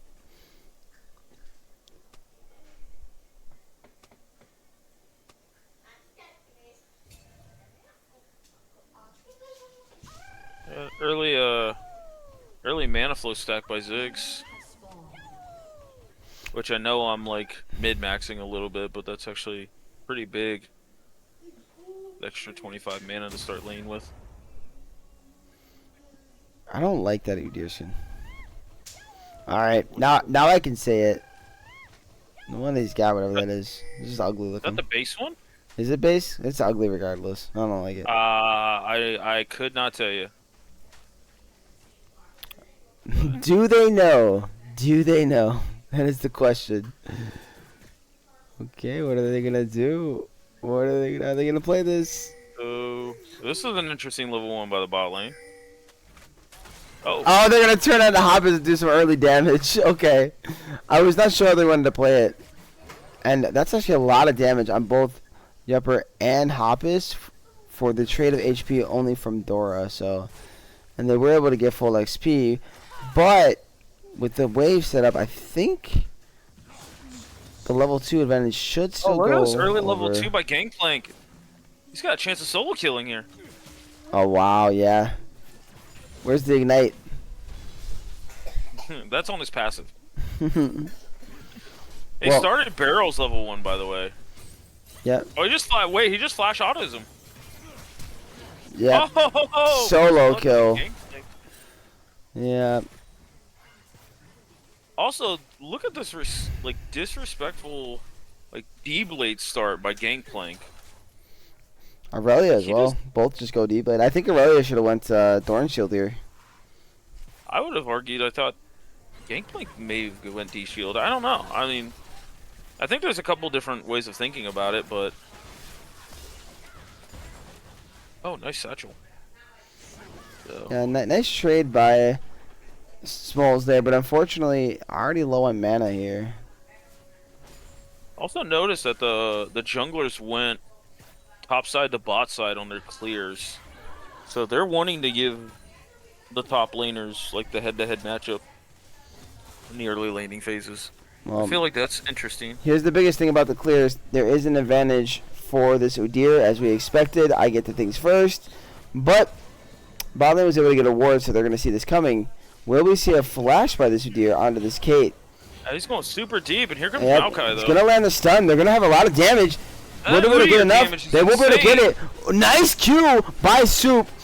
But you see Udyr just tanking up tons. Nice polymorph, though, so they come down. Oh, man. Oh, they're the end of the kill. They won't. Udyr's going to live with a little HP. Yepper's trying to run away, getting the shield. What a fight. Udyr lives with sub 10 HP, and Kai'Sa lives with about 15. Now No Flame's in a bad spot. How insane. What a brawl in the bot lane on CLT. Yeah. This is big ways that Souls has got pushed up. We got some fighting in the mid lane too here. Oh, and they get the stop on the Kai'Sa there. And he's 2 levels up. This would be another dive right here. Udyr is responding. He could trade 1 for 1 here. Depends on how quickly he gets I don't think there's much that he can do. Nice CC. Oh, he's just gonna get the kill. There's no flash on his He's gonna get out. And mid lane is gonna go down as well. It's a disaster for Team L early on in this game, just like game 1. Yeah, this Azir made a lot of trades early, pushing into Ziggs, and Ziggs doesn't mind that at all. Like, if you can't put pressure on him as far as like a dive, you don't really want to push in Ziggs. Just keep it like nice even state, and you won't get poked out as much. But Azir known for pushing. Ziggs is one of the mid laners I do like playing into Azir. So let's talk about this Gangplank pick though. 2-0 now. Up on this Irelia. Gain long sword compared to boots, cloth armor.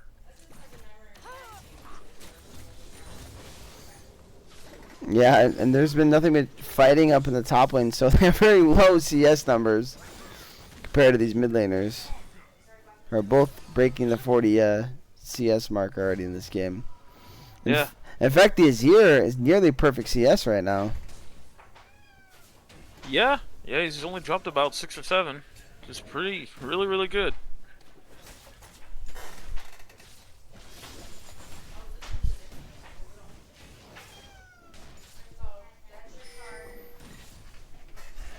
Looks like he's kind of learned his lesson to stay away from this Ziggs a little bit.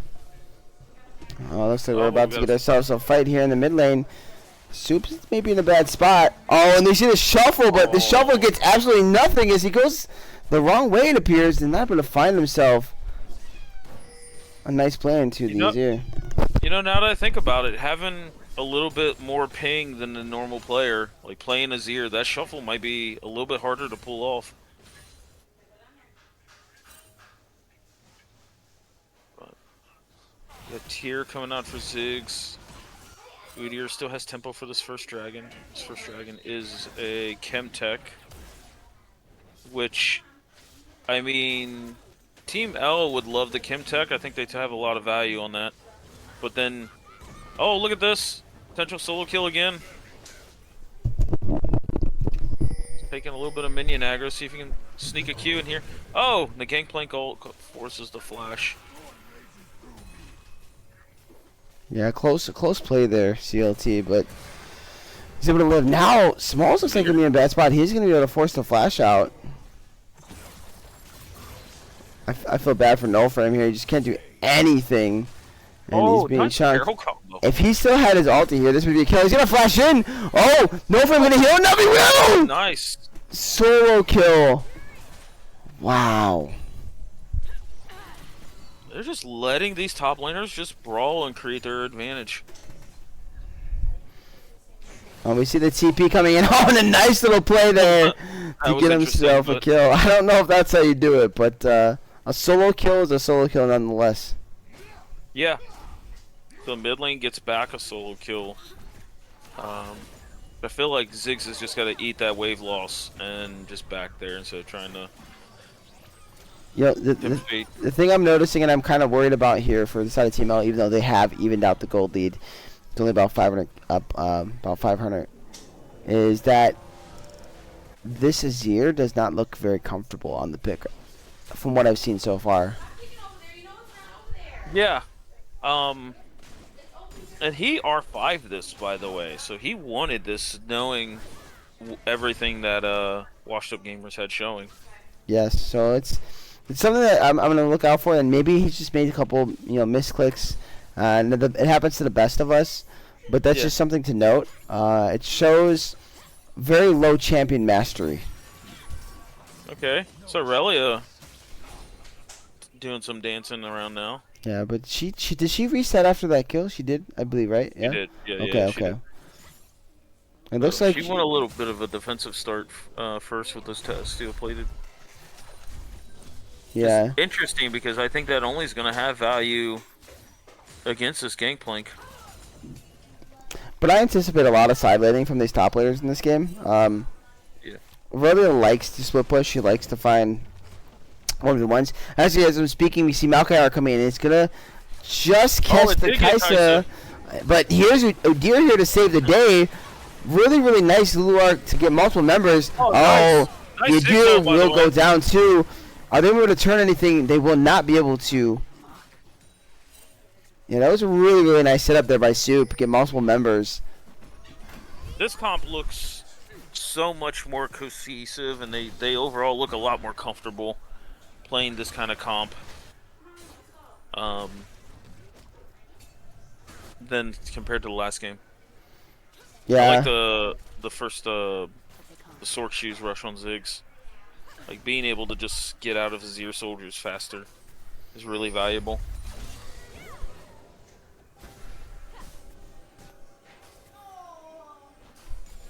But Oh, you see, Vlam's trying to go in there once again, and that's what I was talking about. He doesn't seem so comfortable. Not able to find a shuffle there for anything. I think though for Azir, Udyr, that's a really hard lane to gank. Yeah.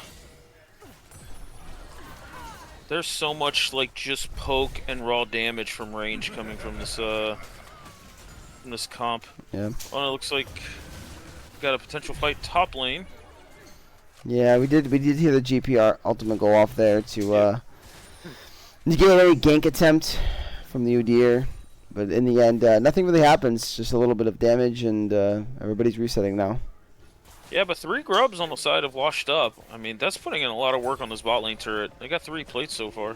Yeah, 3 plates on bot lane, and I believe GPA's got at least 1 plate top. I don't know if he's got more than that, but at least 1.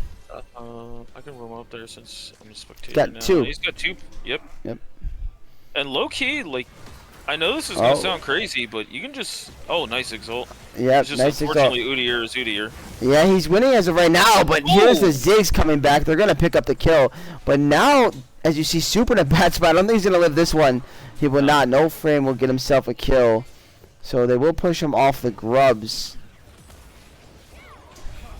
So both junglers are down for the next 10 seconds. I low-key think you could rotate like Ziggs bot, put Kaisa mid with the support, and just satchel those other 2 plates that are on the bot lane and really accelerate this game quite a bit, especially for Ziggs. Yeah. I agree. Man, this Also, fight. this nice trading for this game. Yeah, I still don't know if Aurelia truly wins this at all. I mean, it's a Triforce to not a full item on this Aurelia, so I think it's really hard for Aurelia to play the game. She has to land everything to have a chance. Oh, nice shuffle there. Oh, but nice flash onto his own satchel again. No, Corey's not a sub. He plays for Washed Up Gamers. Meanwhile, though, look, we're seeing a little fight. Aurelia is going to drop the ultimate. Does she have the damage? She is healing a lot. Can she get one more kill? No, that'll be a shutdown. 350 There's gold that right item there. advantage you were talking about there. Yep. If Aurelia had her Bork, she probably would have won that. Yeah, she played it well. It's just this Gangplank didn't care about all this jumping around. He just autoed and queued her. And that's going to be No, it's more just- grubs, too. I mean, that should be a total of 6 going over to Washed Up Gamers, so I they're going don't- to have a lot of pressure. I don't like this. You just got 6 grubs, Ziggs back, knowing your top lane got a solo kill. Like, just go up and satchel that turret. Get the plate gold. Like, plates fall here in the next 45 seconds. Yeah, I mean, even GP just committing to that turret, he probably gets almost the whole thing. You see, he actually missed out on a plate right there that ended up falling. So, I think he would have just finished the turret there. You are correct. Instead, they're only going to end up finishing with 6 plates when they could have finished with probably about 10. Yeah. I mean, GP's already shown that he has no issues, like, being in a longer lane. Like, keep missing his big from Ziggs. Yeah, that was a really nice movement there by the Azir. Just wasn't able to find himself an Emperor's Divide, unfortunately. That probably would have resulted in the kill on the Ziggs. Yeah. So, so Koi, to clarify, for example, he played for Load the Cannons twice because their jungler was out, but he also plays for this team. But this is his main team, to clarify. This is his main team, but he did fill in. So, It looks like Maokai's coming up this river, but Hoppus is roamed over on this Milio to give a lot of Herald priority here. There's just no real turret for them to use this, exploit this Herald on. but I think keeping it out of their hands with these 6 grubs is massive. Yeah, agreed. It's already like bad that you gave Ziggs Gangplank Caitlyn like 6 grubs. Just right now they're holding on to these turrets as long as they can.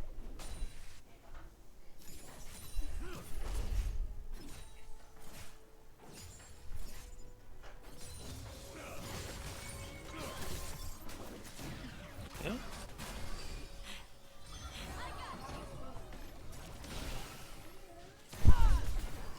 But here we got a push on the bot side.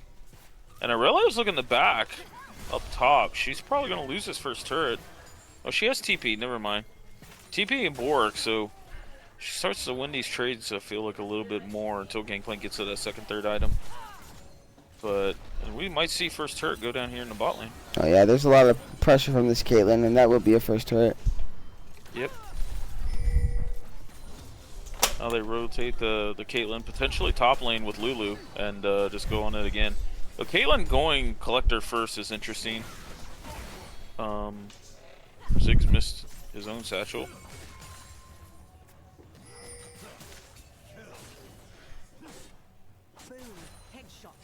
Soul's making a statement on this Gangplank. This is the first Gangplank we've seen this split. I feel like I've seen it at another point, but you just have to check it, man, if you want to know for sure. That's fair. But looks like we got potentially a Luden's Companion coming out from Ziggs. I really like that. But there's a shuffle Oh, here by nice here. shuffle by Flame. Finally finds a good Emperor's Divide, and that'll be a solo kill for this Azir.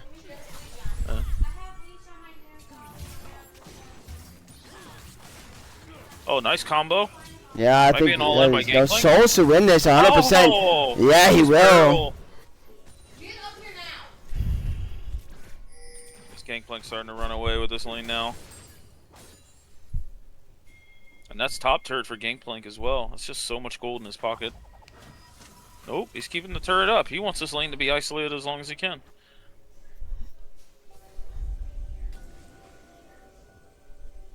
So, looking at it up top, got 7 kills to 4, roughly about just a little under a 2,000 gold lead here.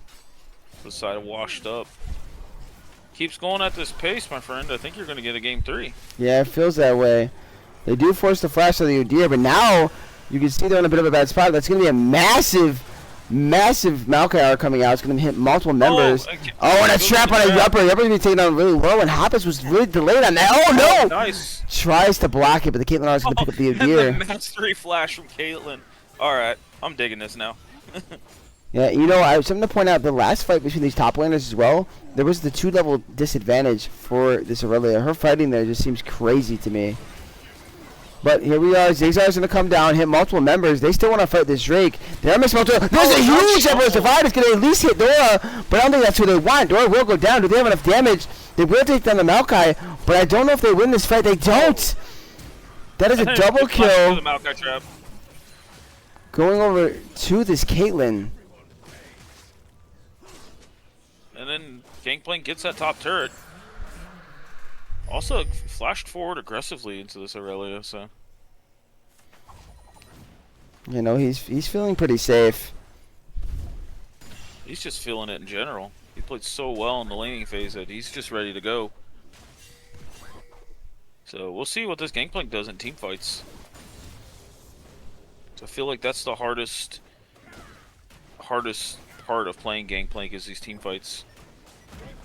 Yeah, but there's another turret going down, so there's no more tier 1 outers for Team L. Oh, nice. Yeah, nice Aurelia stun. might be able to. Does she have an ult? She does not. But Nope. Gangplank does. Gonna drop the barrage right on top of No Frame. Now here's Soup. It's coming up. Oh, it was not able to beat the outplay because the blue trinket comes down. Oh, they donate another kill to this Gangplank.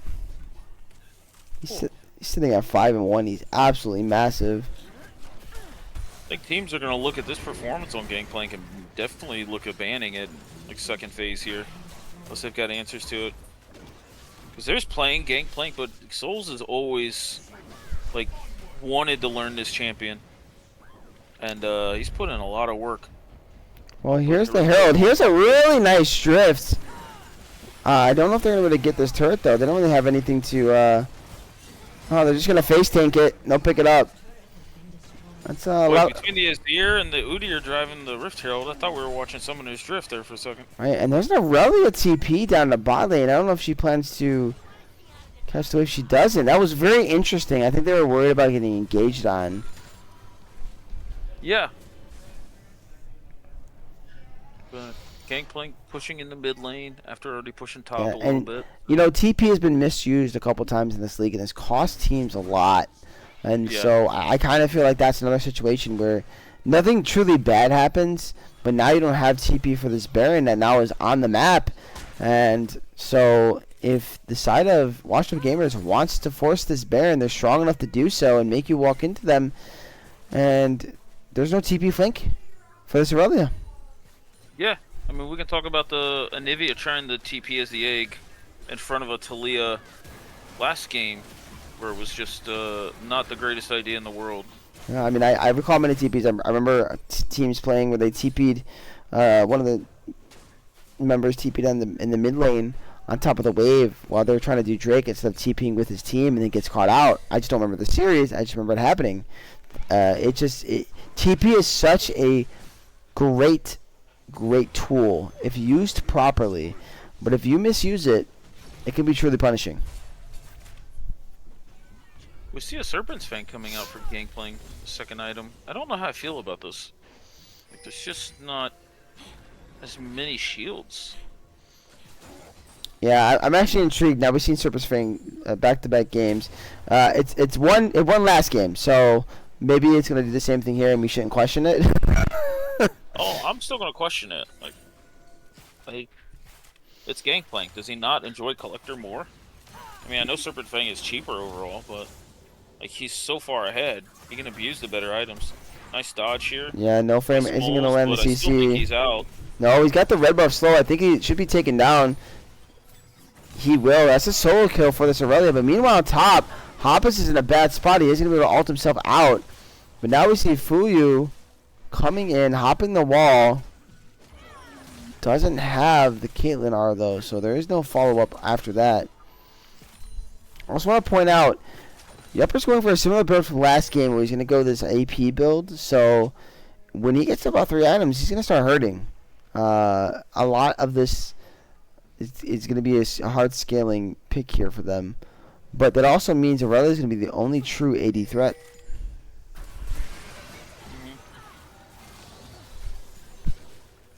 Yeah, looking at the mid builds, I mean, kind of standard, though I don't know if completing Seraph second on Ziggs would have been more valuable than just Leandry's Blackfire. Like the whole goal of his comp is to be zone control. So having Leandry's and Blackfire on the minefield definitely allows him to stand his ground and be able to control his choke points a little bit better. But overall, you still got Caitlyn. Caitlyn on 2 items, no IE yet. It's interesting. Yeah, just pure attack speed crit right now. So, but she still does a lot of damage with these headshots, like massive amounts of damage. They have a spot on No Frame. No Frame's gonna mine multiple members with her ulti and stun. We won't be able to pick up But anybody. goes right in. Yeah, Kaiser's gonna ult in. Hoppus being brought really low. Gangplank though. Oh, and Fu's gonna get an ult point blank, get a kill. That's a double kill for the Ziggs. And all that's left is Flom, who didn't even get to use the Emperor's Divide in that fight. Dude, that fight went 4v5 without Gangplank and no Gangplank ult either, by the way. Like, Team L chose this fight and did not kill anybody, and now this is Baron on the table for Washed Up Gamers. I'm going to be honest, CLT, I think we talked about it going game 3. I think this game is pretty much looking over. I know it's hard to say that, but I just feel like the champion mastery is huge difference in this series right now, in this game specifically. Yeah, I think Smoles looks a lot more comfortable in this Ziggs pick compared to Talia, but I also feel like on the same token... As I said, here comes the Emperor's Divide. We'll be able to pick up a kill. He's not going to get anything so far. He will get food. We got 2. That's actually huge. As I said, what I say, he's trying to step up here. He's trying to help his team. There are a lot of members.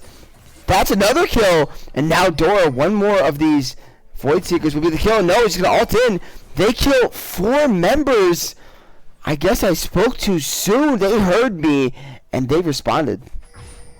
Yeah, that's Baron only left on Souls here. That was a very good collapse on Baron.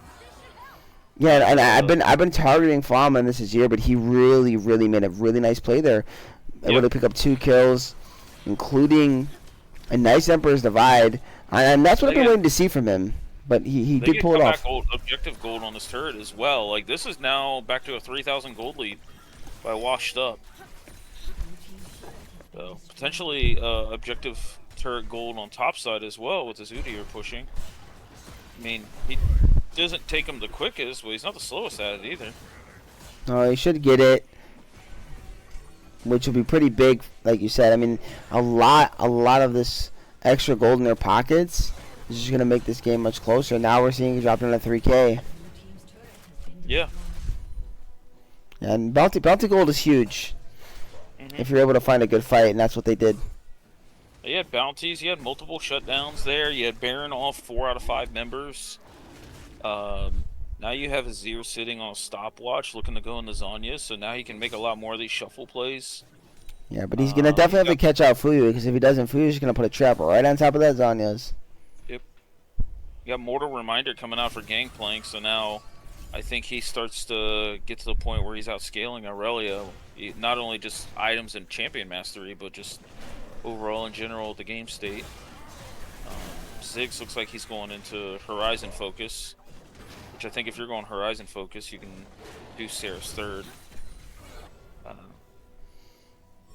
But we'll see how this turns out. I think once he gets Horizon Focus, that item giving vision for anything he pokes on. And I don't think that Zig understands. He's sitting on a ward here. Yeah, he doesn't, and he actually does a lot of damage. Will the KR be enough? It will! Oh. That was a beautiful bait by Smalls. I almost wonder if he did know, as team was rotating up. And there's no one there to defend that turret, so that turret should be... Yeah, that's 6 going rows. down. Caitlyn's digs. That turret's gone. Proper macro play by Washed Up Gamers here. Yeah. Yeah, they were rotating up already to get tempo on this top turret, and Null just decided to take this fight. Oh no, Yupper's in a bad spot. Really nice setup by Soup, but somebody hit the blast pad. I don't know what it was, but Hopper should go down here. He will. That's going to be 2 kills. The GP gets the kill on the back there onto Yupper. Forcing found a flash. going to do a lot of damage to him. Now, the Sudhir's in a bad spot. There's multiple slows going onto him, but he is able to walk Yeah, out. now look at the setup here. Like, how do you approach this team comp? GP barrels, Ziggs mines, like Caitlyn. If they weren't already low, like this would be an easy push for an inhib here. But they figured try not to push their luck, give away some shutdown golds. So just backing is the safest option. Yeah, I mean that started just by simply Soup having a really good positioning and just kind of hiding out, and Team L not respecting that and getting caught out.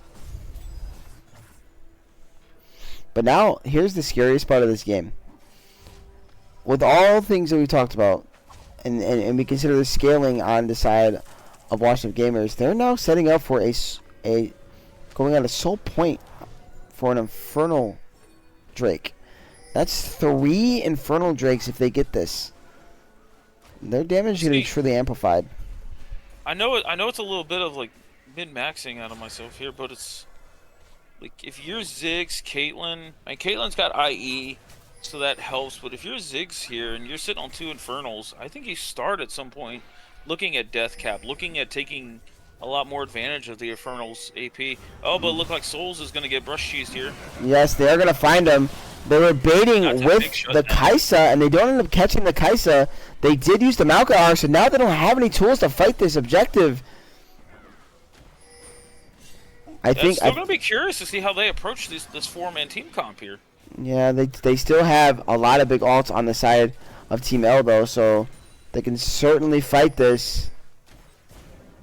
Yeah, but now we got Horizon Focus completed, so this Ziggs poke is going to start hurting, starting to give vision. Yeah, they're being zoned out. I feel like they just have to pull the trigger. I feel like the Aurelia and the Azir need to just go in. Right? I feel like if we're dancing, the Gangplank will respawn. So I like the idea to start this up. And now they all have Zigzag. This has to be your moment. You have to pull the trigger. You have to find a play. And there it is. Aurelia's going to flash in. I like the aggression. But they're not able to get the good disengage. So this is just going to come in a smite fight. Who's going to get it? Azir's going to get it. Big Emperor's Divide will find multiple members. But the biggest thing is they get the Drake. That will put them on Soul Point. Yeah, I mean, I think, I don't know if it's a miscommunication with No Frame going in, or he just knew he had to create something to give them time to burn this dragon. But yeah, I think that's how Team L has to play out these fights, is they just gotta almost like suicide a little bit. Yeah, I mean, you gotta just find a play. I mean, with Azir now having Zhonya's, like, I think he has a lot more opportunities to do those type of plays compared to Aurelia. Alright, here comes the Maokai R. It's going to once again be down for this Baron, so that means that realistically, CLT, I don't believe... Yes, Azir got it by that, yeah. I don't realistically believe that the Baron can be started up now safely by Washed Up Gamers. Ziggs putting out a boatload of damage now. Look, this game is 21 kills to 12, but we're getting into the late part of the game. We see both these teams starting to get to their fourth items, and I don't know. I mean, the scaling is pretty heavy for Washed Up Gamers, but don't knock scaling on the side of Team L either. This is anyone's ballgame at this point.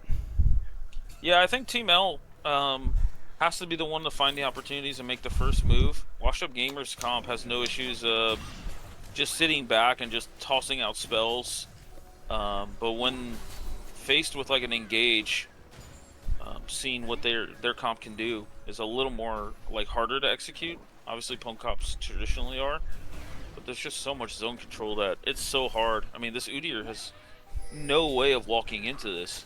Maokai's clearing wards in his face. Yeah, and talking about that zone control, it gave him enough time for now the Maokai ult to come back up. So once again, now we're in a similar situation where if they want to start this Baron now, they can. Yeah, but Ziggs has got it back because he's low on mana, and he's got to stop this Aurelia push. Ziggs does have TP up, so that's kind of big. But I think after all this fighting, top lane, like, why not have Gangplank match this Aurelia and push her back? I mean, he's on 6 grubs. I think he can threaten something. Unless he feels like his team's going to get, like, auto-lost if he if they get engaged on it, he has to stand by them. I agree, and his TP is actually coming back up. I would agree either sending the Ziggs or the GP bot here to try to get this last outer turret. I'm sorry, I disregard what I said. There's actually 2 more up mid lane still standing, but at least to get the side lane outer turrets gone would be really smart here because they should be able to get that pretty safely. As I don't believe anyone can truly match the GP or the Ziggs at the moment. Yeah, I'm not I don't know. I'd be curious to see just how this next couple minutes rolls out. I mean, every time Team L gets positioned, Washed Up Gamers has the comp to move in. It's just they have the communication and coordination. Yeah. Now we're getting buffs on both sides. Ziggs with blue buff at this point of the game. It's just gonna endlessly spam spells and poke. Yeah, my big thing is I'm waiting for the Azir to, like, you know, find a play, and I feel like he should be playing, you know, with his team more here to look for an engage, because he's truly the engager. Like, this is a great example here. They do have Malkai, of course, so it's a little more risky, but looking there is not a horrible idea, as that Soup does get chunked, by the way. Oh, and he's going to go in, and that's the 4-man Emperor's Divide! Massive, but do they have any follow-up here? Oh, Smol's going to go down, as we see Kaisa going in. They're going to get multiple members. Oh, who's going to win this fight? Aurelia's out here to trade the fight over. Everybody's going down low. It's only left up is Souls. The ulti will miss. Do they have any damage for him? He should be able to run away. And that's what I'm talking about, CLT. One Emperor's Divide. I need to see that. I need that in these fights. If they want to win, that's how you're going to do it. Yeah, and now let's get some tempo for this potential Dragon Soul here. Yeah, it's 40 seconds though, so that means most members on both sides will be respawned. In fact, everybody will for this fight. So it was the Baron dance, and now we're just going to have another dance here. Yeah, but now we got Ziggs with Flash Up. We have Caitlyn with Flash Up for this fight. Zanya's might be off cooldown here, but no Flash on Azir.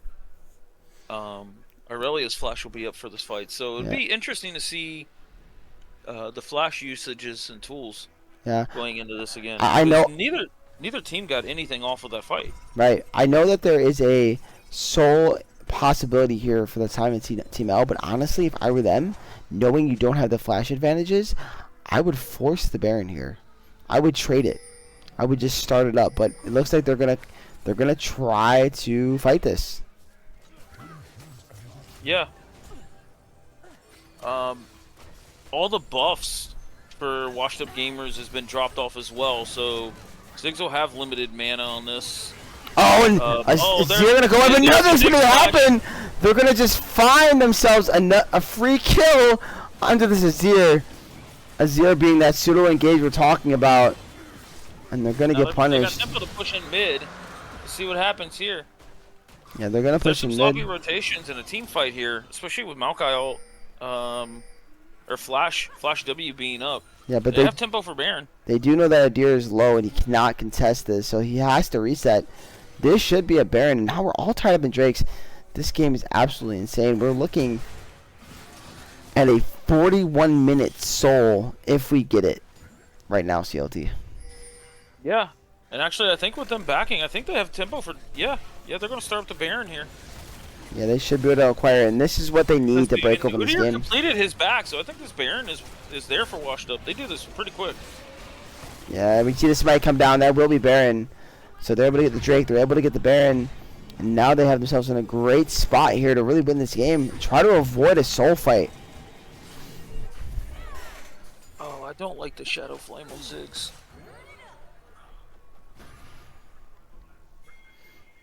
But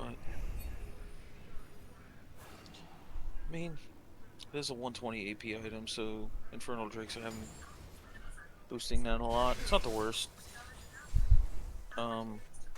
We've got IE and 100% crit on Caitlyn now. Gangplank is at 50% with what looks like a start of a collector coming in. And I think we're at the point of this game where Aurelia is starting to become a little bit useless with all this. Oh my goodness. That was just... That was so much damage. And like 2 minefields. Yeah, absolutely just shredding there. And as you can see, these turrets fall so fast with all these Yeah. grubs and this Baron buff. Baron, 6 grubs, Gangplank, Caitlyn, Ziggs. Like, I think Washed Up finally got their comp into a position and a good tempo to make this push here. And I don't think Looks that like they're they can do pushing anything to for a game stop three. it. No? No, I But don't think so. I mean, Azir's prepping for a push. He's got Flash coming off cooldown here, but nobody can walk up into the Ziggs poke right now. Oh, and that's a dead Kaisa there. Oh. yeah, Kaisa was just completely deleted. So now it's even harder. And Ziggs can walk up and just satchel this. Yeah, it feels like at this point we are going to get that game 3 we talked about. I know I spoke a little too soon as we are going to be going almost 40 minutes, but I just don't see what advantage can find. Oh, here goes Azir in, trying to find a play. Does find Smalls. There's going to be multiple members landed by the Rally ultimate. It's just not going to matter as the ult's going to fall so quickly. They just aren't able to do anything. Nope, and she was able to shred, and that's going to be a game 3 now, and a game 2 victory for the side of Washed Up Gamers, fighting back. Boy, Washed Up's showing some resolve after that first game. And Soul's on this Gangplank, just carrying the early and mid game to let his team get into position. So I have been informed there's a situation where, unfortunately, Smalls will not be, or was it Smalls? I think it was Smalls that said he would not be able to play. So I honestly, I don't know if there's any rules on this, so I have to check with some mods before we get this last game undergoing. Okay.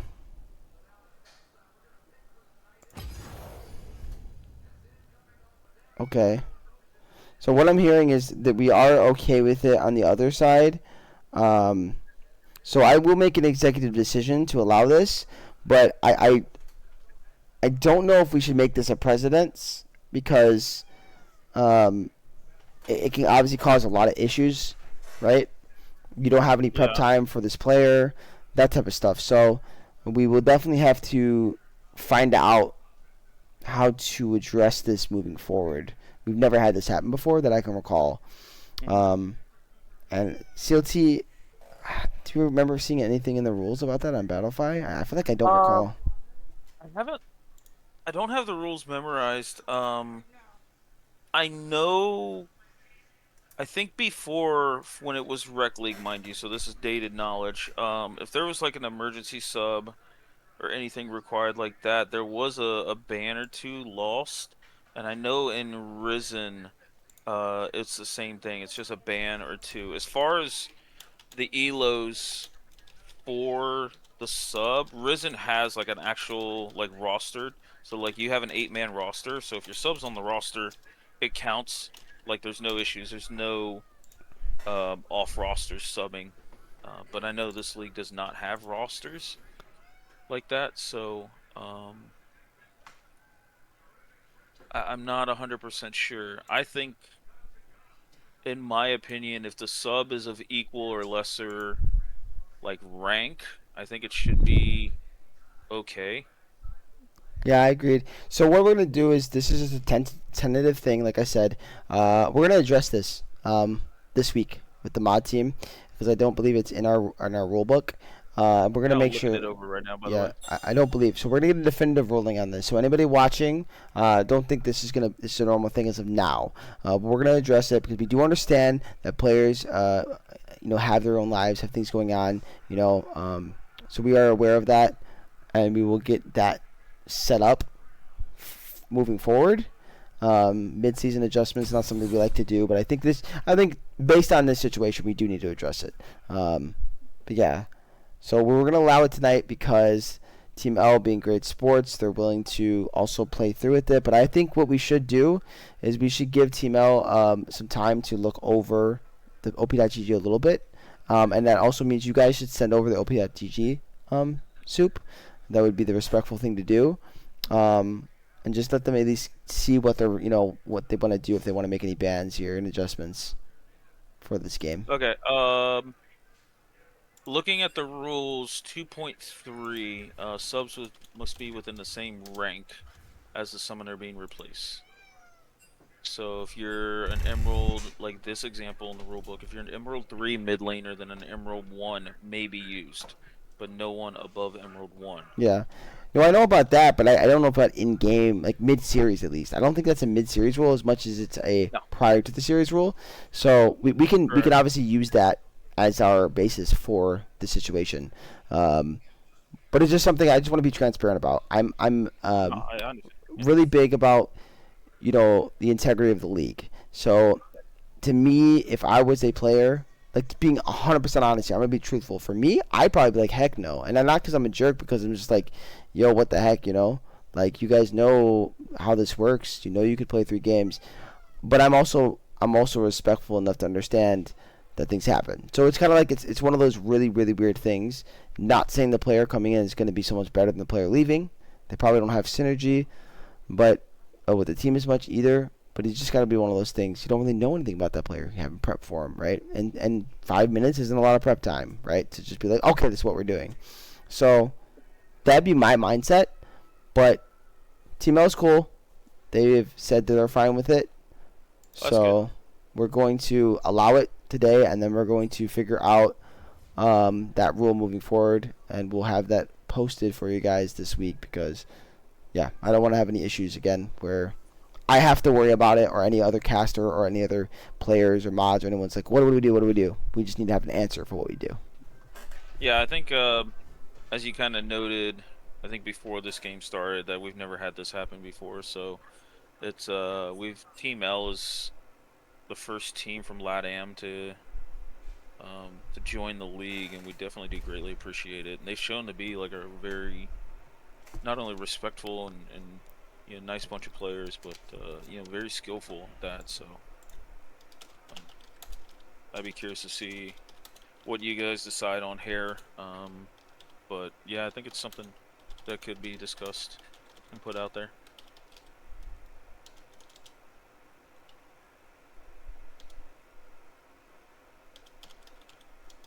Yeah, so I will leave it at that. We won't talk about it anymore because we still have some League of Legends to be played. Yeah. And we'll look forward here to Game 3. It's our only Game 3 of the day, so always happy to get more League of Legends. Of course, I did say I was tired and wouldn't mind being done, but that's not because I don't want to cast, guys. I'm tired. I'm exhausted. I want to get some rest too. So I got work in the morning. Yeah, so do I. So does CLT. You heard. 7 a.m. comes around real fast. Oh, it does. It indeed does. But what do you think?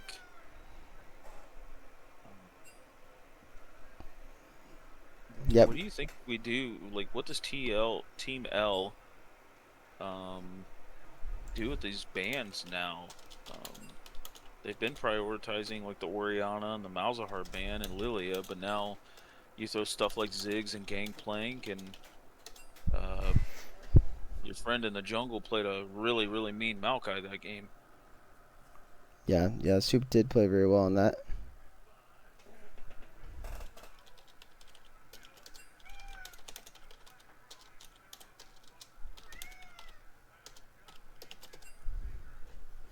I think it's funny because they're telling me how they gotta work. Here's the difference, guys.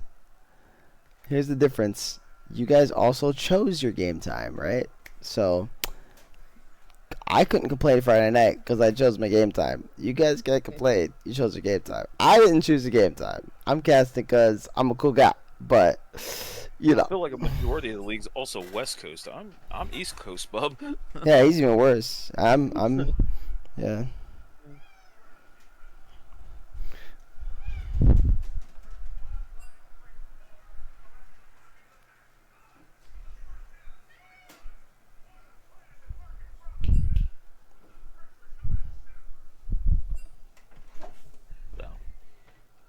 So who do we got coming in for Smoles? They're all East Coast on Scorch, and they're still watching. They're still staying awake. They're like, Oh, nice. let's get game 5. They don't need to ban my Ziggs. I don't know. I mean, you got a solo kill early there, Smoles. He's not playing. That's true. that just kind of clicked when you said that. Bro, it's late night. I wasn't even planning on casting. Yeah, and I would have been okay by myself, but I appreciate you coming in, man. You're my co-caster. You're my main guy, so I'm happy to have you in here. And I feel like this split has been by far the best split so far, and it's not because the games are great. It's because we've got a really cool bunch of people that are just helping out and doing so much work in this league. And I don't want to reiterate all the apologies I made earlier, but just it's about that, right? And so it's been awesome. And next split is just get better.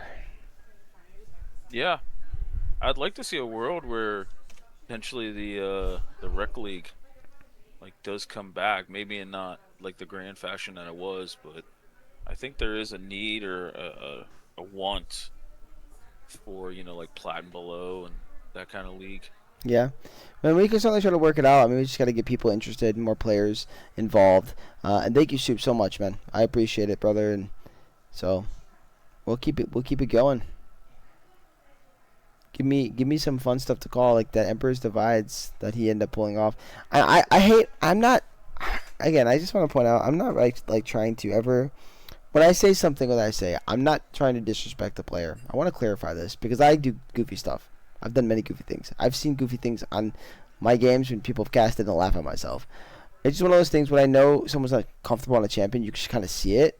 But it almost felt like maybe he had nerves in the champion playing it. I don't know, because he started to play better on it as the game progressed. That's a possibility, but I know a guy that's an Azir mid.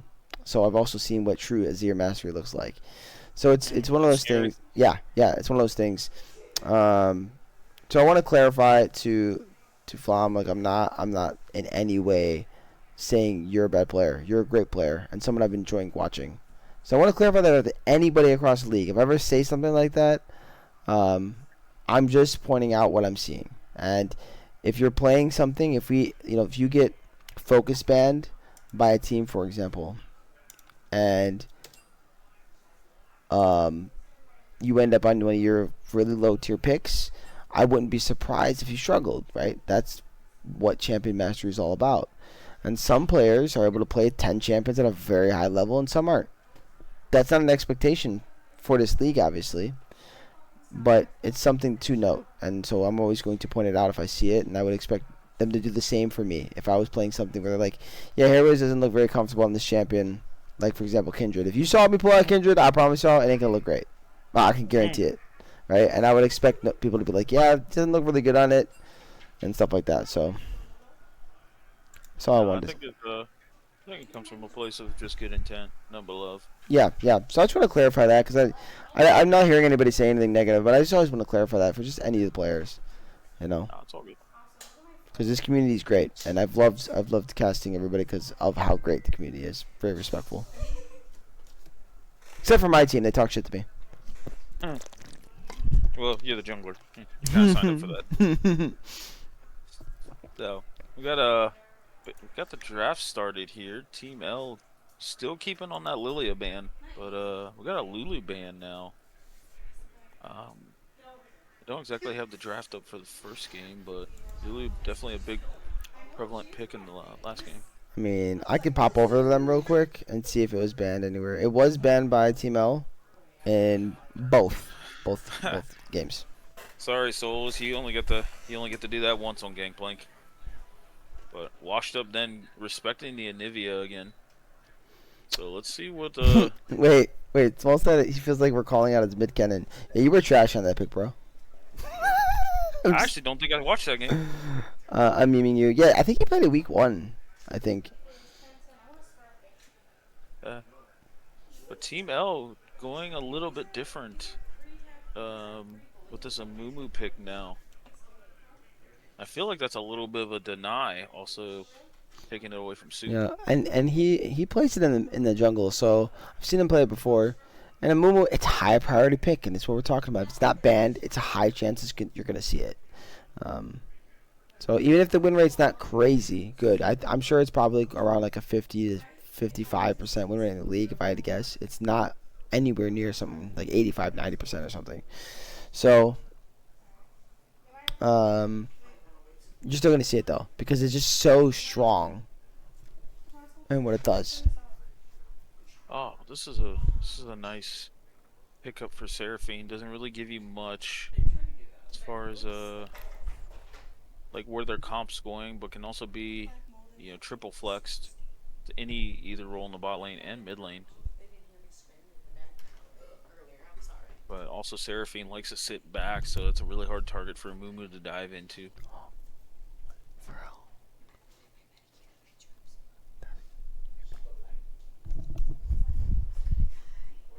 See what Team L responds with.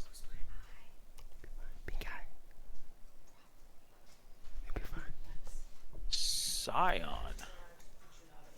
Already picking a big, beefy tank for the top lane. Yo, can I also point out I've been streaming now for 4 hours straight. Ooh. I'd probably venture to say I put 4 to 4.5 in on the 2 series Friday. Yeah, you probably did. I'd have rather, honestly, respectfully, I'd have rather done them back to back than have like one series and then wait like 2.5 hours and do the other one. Yeah.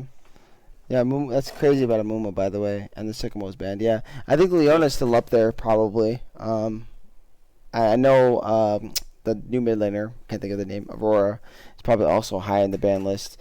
But yeah, that's not surprising, though, about Amumu. I'm definitely not surprised by that.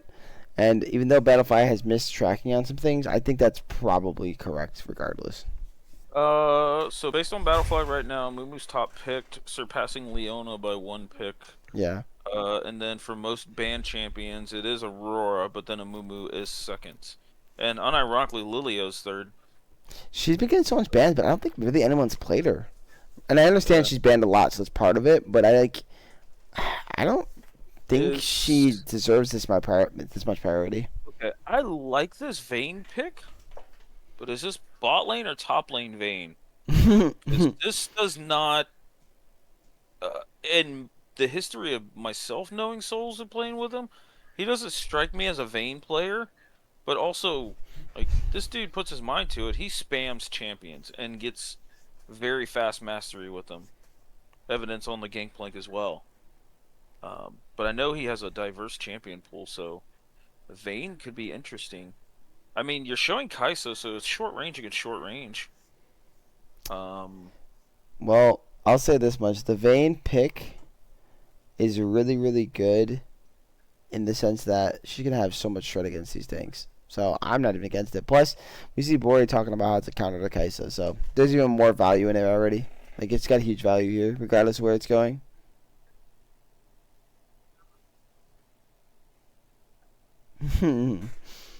Yeah. I hope that it's not a Vayne top, actually, just because that is an unfun matchup for Scion early. Yeah. But then if it's a Vayne bot, I mean, pairing it with Seraphine, if that is in fact a Seraphine support, like, I think does get her through the laning phase.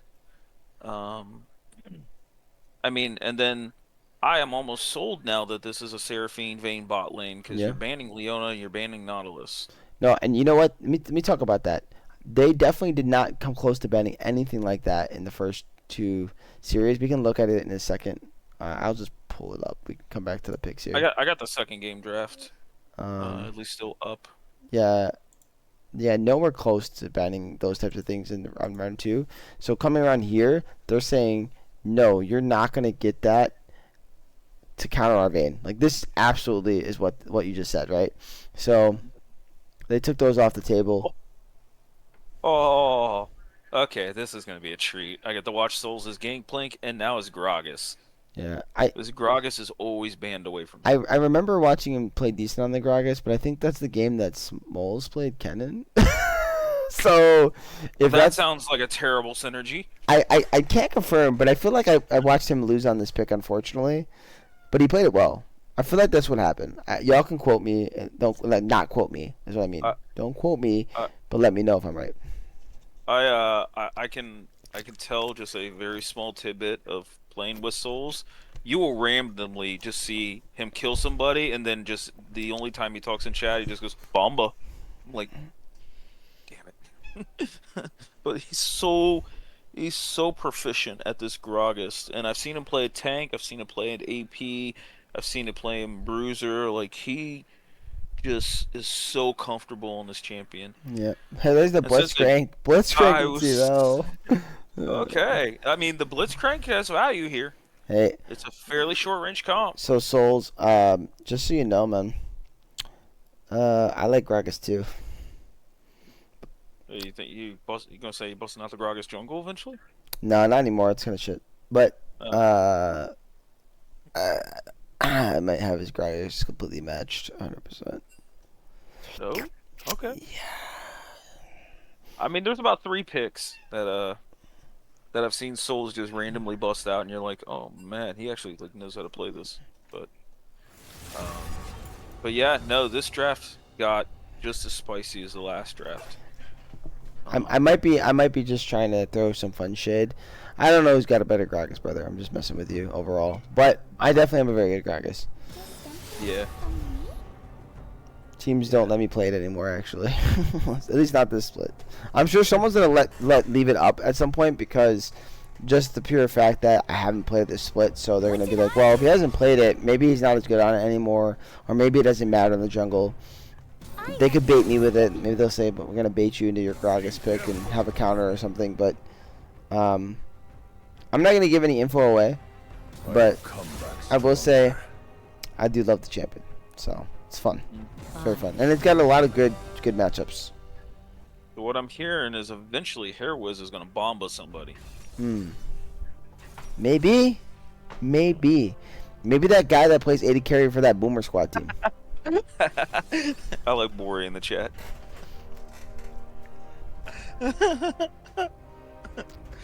Hey yo, soup with the respect right there though. Yeah.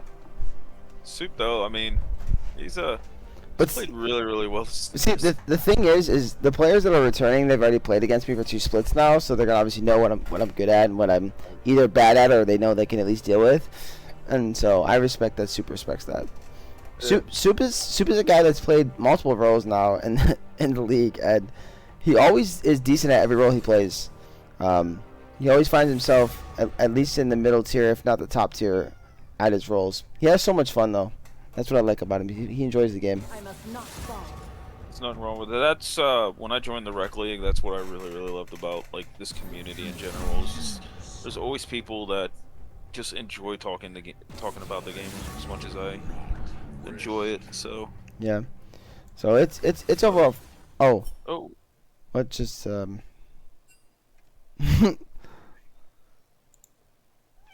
Oh, that's what I'm gonna put. Okay, I gotta use the restroom. Sorry guys, I'll be right back. See how he can carry it. I've been drinking so much water because I'm trying to keep my voice from getting too exhausted. I feel that.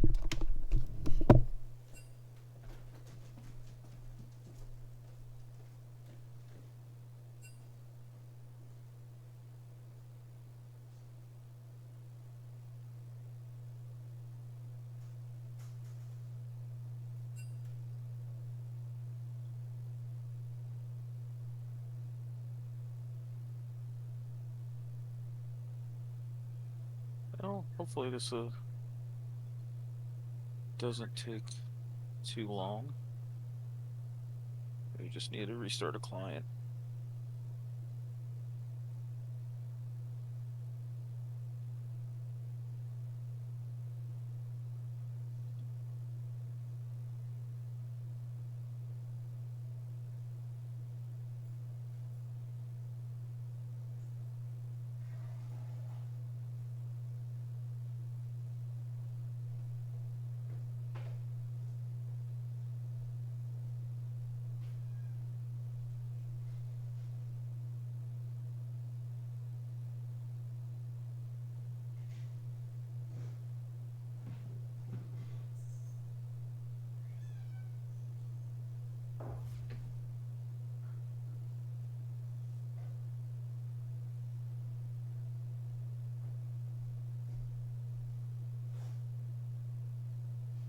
There we go. Hoppus is back with us now.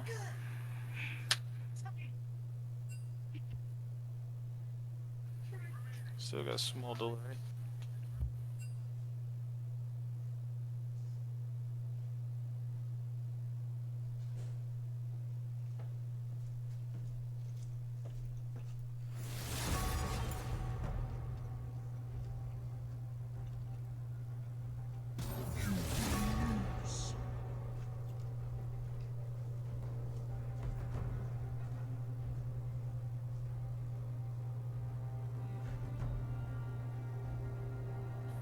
Here we go back into draft.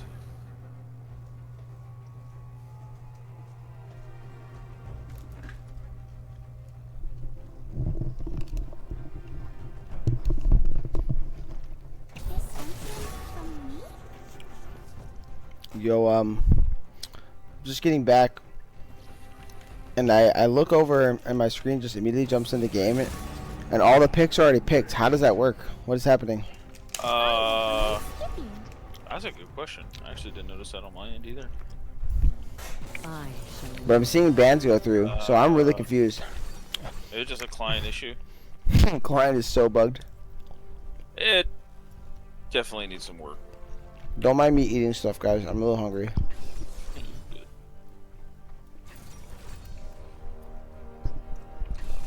Also, Soup, I'm sorry that they're perma-banning your Lilia. I've never seen it, but you must be really good at it. We got a lot of interesting matchups. Is that why Lilia is like the highest ban? Is it because, or one of the highest bans because of this guy?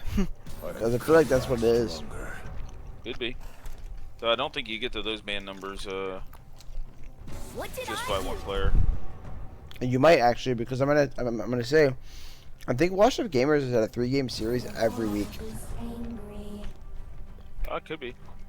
And we're on week 4, and I don't know if they've played or had their bye week yet. And if they haven't, that means they've already played 4 series.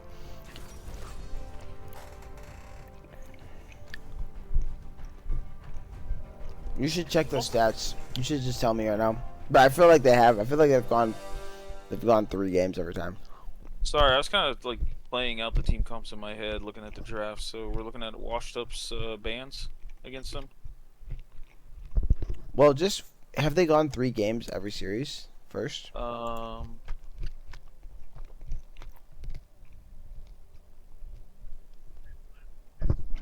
Good question.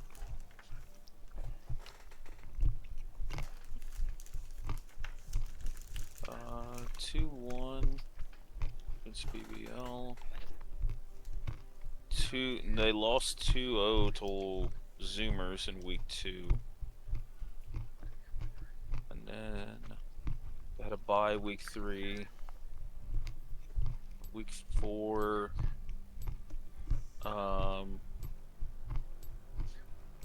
Yeah, week 4 went to, so 2 out of their 3 series have been 3 games. Okay, so it's still kind of absurd. They've already played a lot of Which leagues. actually, all of Team L's series have went to 3 games. That's what. So see, I'm recognizing somebody. Yeah. TL went to 3 games against MTE.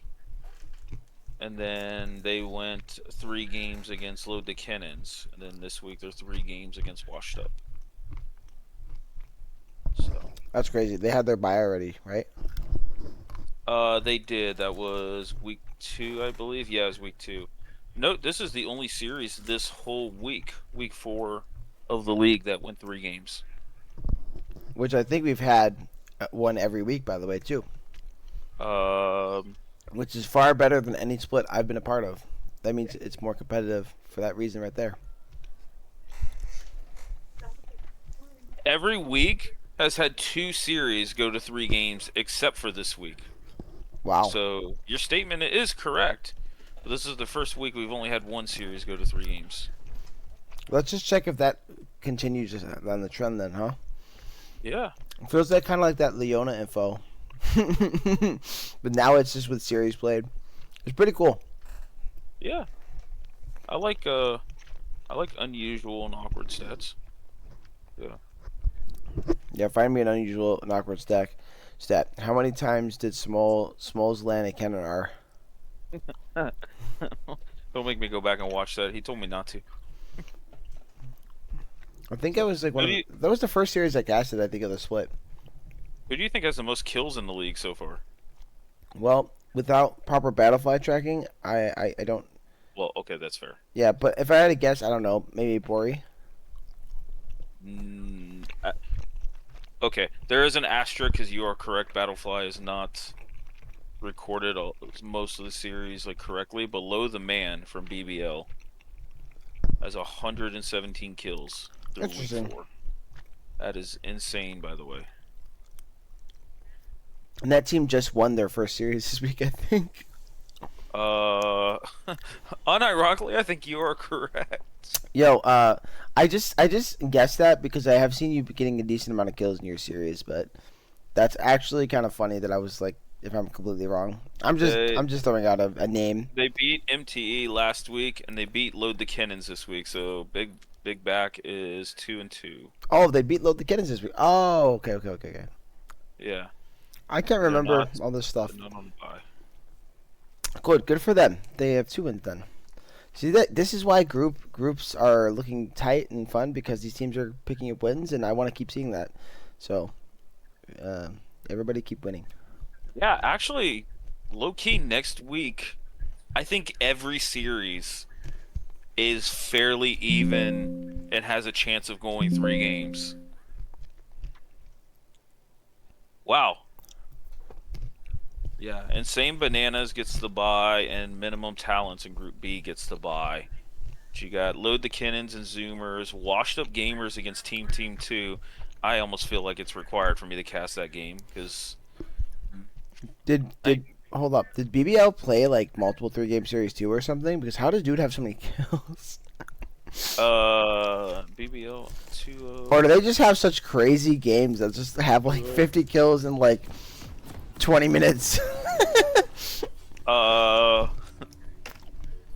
Good. Okay, 2-0, 2-0, 2-1. They had one series. They had 2 series go to 3 games. Their first 2 series. Hurry up and get in here. Are you in here? Yeah. Yep. 23, 24, 25 seconds. I'm pausing for a second. What are you at? 29, 30, 31, Okay, 32. we're at the same time. Sweet. We got a 5-point stance by Washed Up, and then of course Team L with Blitzcrank. You gotta invade if you got a Blitzcrank, right? That's the golden rule. They're Washed Up is already specking this out based on their pings. I'll have to watch that stuff, guys. Was that your guys' cast on Friday, or was that your guys' cast today? I don't remember.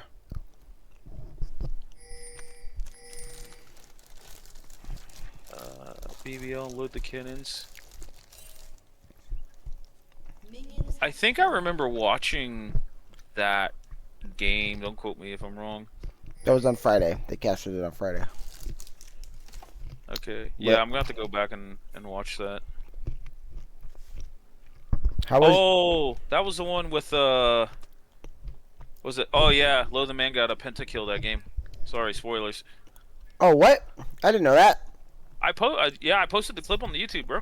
I haven't looked. I haven't been on the YouTube. I had a busy weekend. I helped my dad move yesterday, Oh, and then spent that time sucks. with the family, pretty much all day. And then today I went, like I said, if you heard me in the game for series, I went to Children's Museum downtown. Oh, that's cool. So I've not looked anything just yet. Yeah. No. Ori and Victor had a very fine cast and got to cast a pentakill. By Low the Man in a very, very just super aggressive, super fight game. Okay. Are we paused? I'm not paused anymore, but I'm sitting at 135. Same here. Okay.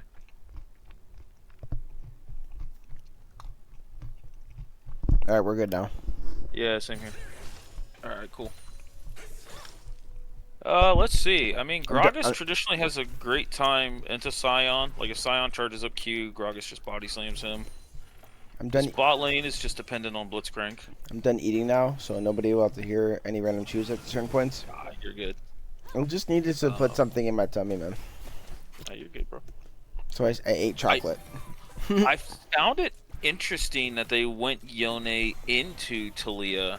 I guess they felt like they still needed some type of like dive and burst damage, even though Talia is really, really great into Yone. Traditionally, I know Yone's gotten a lot of buffs, so AD champions are not my specialty. So But this might also be just most played comfort pick for the sub mid laner. But he's getting pushed down a lot from this Talia. Also, Yeah. Dark Harvest Talias is interesting. Yeah, I just saw that from Victor about not going phase rush. So he wants to be aggressive, clearly. Even then, I would have felt like maybe First Strike had value here. I don't know. Talia's something I've played, but I'm not going to proclaim to be an expert. Well, speaking but of we got a stuff, very early gank here. yeah, and Vaughn looks to be in a really bad spot. Force the flash. Oh, what a nice! Oh, He's nice! gonna take down this Maokai. What a nice knockback.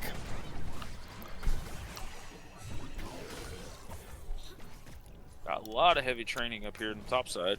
No, this is a death angle from No Frame right here. It could be, yeah. Meanwhile, that Oh. might be a dead Yone. No, it will not. I watched so much Baus. If he wanted to right there, he could have died and forced out the Gragas flash. And then he wouldn't be able to push it into turret time. Because it's so Yeah. early. I don't know. I feel like with phase rush back up on Gragas, I think he easily just gets away from the Scion clone or passive. But also, like, Sapphire Crystal start on Gragas is very interesting. You see him running low on mana without D ring, so Yeah, that's probably why he's not really doing much in these trades early. yeah. He's falling behind a little bit here. He's hyping up Souls as Gragas. He's ramping up. He's ramping up. He's waiting for level 6. Could be, honestly. Typically, that's when I hear him say Bomba, when he kicks people in the turrets. I think the big thing here is looking at the how pushed up he is. You know, I was kind of expecting This unit. Maokai gank soon, but I realized Maokai's on the bottom side of the map. Yeah, seems like there's going to be a lot of focus here on mid. Yeah. They're both kind of posturing around it a little bit. It looks like they want to try to punish the That's sub not in good. here. But yeah, he doesn't look very good. And look at top lane, also not looking very good. One more auto will do it, and that's going to be a kill for the Scion, as well as another kill going over in the mid lane to this Talia. Yeah, they're really punishing this Yone pick here. So I don't. I'd be curious to see what other options this sub had for them.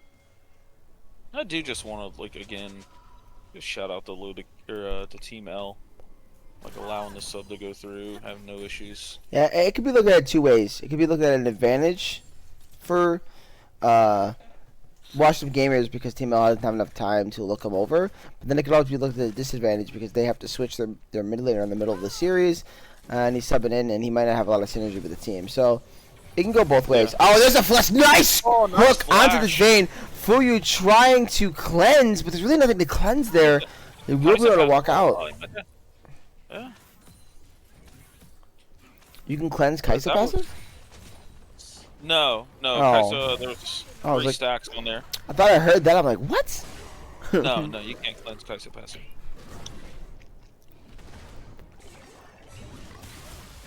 Another hook gonna Oh, land on another Seraphine. Get another flash, and Yupper's gonna try to flash forward, but the heal's gonna come out, and there's gonna be no play there. Blitzcrank's still posturing for another grab. And But you now look, we're gonna gank here. and you look at No Frame. He's in a bad spot. Look at Nice cancel Look at there the- with his ulti. Nice flash Oh, in there though. They're gonna be able to get the kill. Bro. That might be a dead. No, it won't. I was thinking it might be a dead Maokai, but really nice E there to make sure the passive doesn't sneak a kill. let's go and shout out the Gragas there for standing in front of Scion so he can't ult back. That was well played to set up that gank. Well, it's funny as it sounds. Sometimes you don't alt back, you alt forward. I was expecting him to maybe try to alt, just pick up the wave and just reset in like the bush between the two turrets. And here's the hedge flash in. Blitzcrank visiting mid. Yone does have alt, but there's no Freaking play movement made. speed on this Blitzcrank. Yeah, but Here's washed up gamers again. Like, really values a lot of these grubs. they value these grubs, but unfortunately, that's gonna cause this Maokai to get caught out. Who they're gonna give the kill Yeah. to? They will end up giving it over to this Talia, so that's now 2 kills on this Talia. Yeah. That's gonna make it really hard for this Yone to be able to do anything. And we got a Bruiser Gragas going in the top lane. Looks like he's going Roa.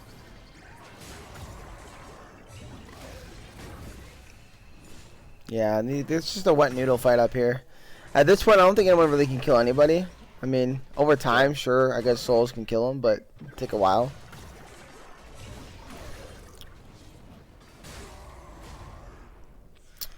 Yeah, it just trades back and forth. But between the Grasp and the Gragas passive.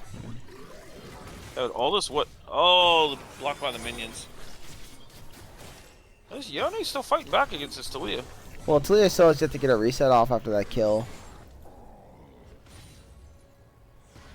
Oh, now Souls is pretty low. At this point, you could see if Sion lands this, he has all. I'm surprised he hasn't committed. No, he does. Actually, does not have all. I'm sorry. Oh, I think he was expecting Sion to walk forward and he was going to try and kick him into the turret. Yeah, but he's I gonna. still think Sion actually just walks away from that. Well, Sion's now just gonna force the reset. No, Garg's gonna stay, and I know there's ults coming up, so this is gonna be a scary spot for Souls here. We already know he's pretty low HP. Oh, just missed that Q. That probably would have done it, but now with not much mana, the Sion's just gonna reset, and Souls kind of dodges one right there. Yeah. All this pressure, Souls is falling a little bit behind in CS. But all in all, I mean, look at this mid lane now. Talia's got 2 kills, but still, Yone's decent on CS here. Yeah, it's only about 10 farm difference. You see, they're trying to set up a little play here, bot lane. Oh, we got the Mumu in the bot lane as well. Okay. Like, they're wanting to punish this Vayne. Yeah, still no flash. Here's the Hex Flash. He's going to land the hook. Really nice hook. Followed by the Bandage Toss. And a beautiful Mumu R. Should have one more Bandage Toss. He does. So that's going to be a double kill. But he's going to go over to this Mumu. That's tempo for drag as well. Oh, nice. You know, we do see some really nice trading here by Macamoose. Must be a Macklemore fan. Just kind of sounds like that. Maki Moose, maybe? Maybe I'm wrong. Maki Moose? At this point, I'm just using champion names. I can't pronounce half the names. I can pronounce them all. I think yours is the simplest one. You know it's simple? Oh. Here comes Mr. Koi no Yokan. Oh, Looking at the Flamel, but if Flamel gets himself a nice play. oh shut down. I'm just kind of memeing. Oh, nice blitzcrank hook over the wall. That means Fuyu's gonna have to back off. I was totally memeing that fight for fun, just for you. Because the name, Soup's name display on this account is kind of grief. Oh, nice hook is gonna land on top of Kaisa. Fuyu. Fuyu will go down. Next up, I believe this Maokai should die. Oh, he does get the slow, but here comes Flame in here to make sure that he gets the kill and the pickup. And that should be Drake going over to Team L, who's getting themselves a really nice lead. Early on in this game, it's 4K.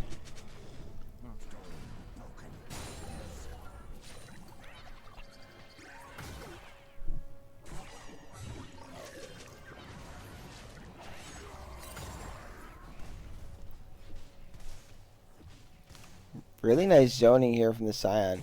This is why No Frame's so good on this pick. You can tell he really understands how to play it and how to gain advantages top lane. Yeah, and also with Gragas going like a really scaly build, he just does not have any windows to create any opportunities or pressure. Just top lane. Yeah, really can't punch through this this health bar of this Gragas.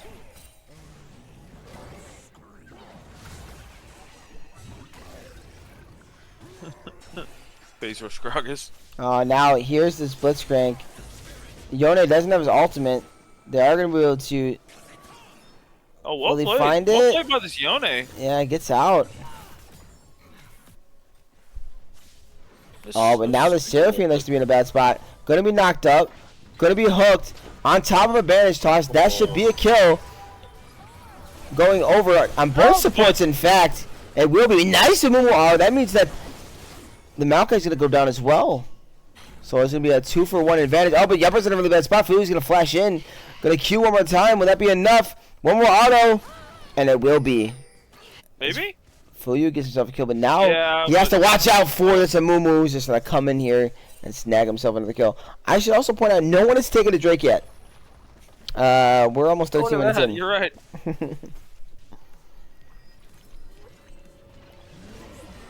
What is that? Gragas back. And look at that bait there by Scion. Get the Gragas ult out. Yeah. So now we're seeing Yone actually coming up here to match. He's got Scion stacked a lot on MR, but Yone's not sitting on Blade yet, so I think Scion just continues to do the same thing. Oh, War Brush. And officially at 13 minutes and about 14 seconds, we get our first Drake. Oh, and a really nice play there by Flamil. They're going to follow that up with a nice bandit step on the Souls. Souls is forced to flash away.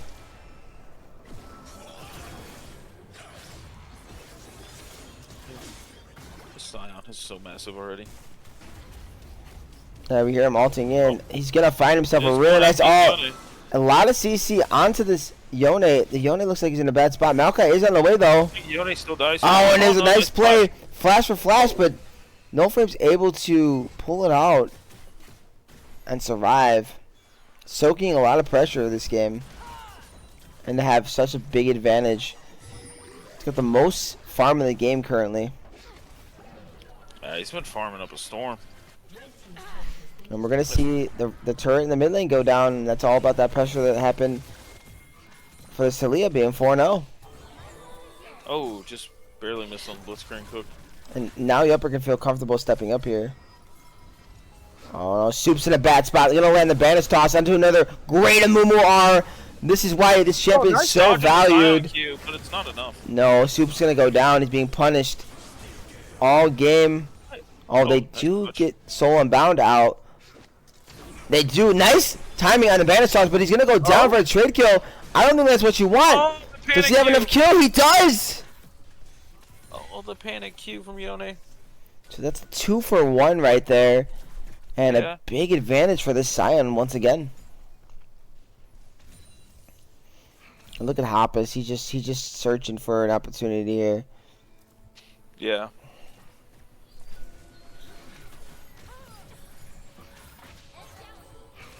Oh, nice try.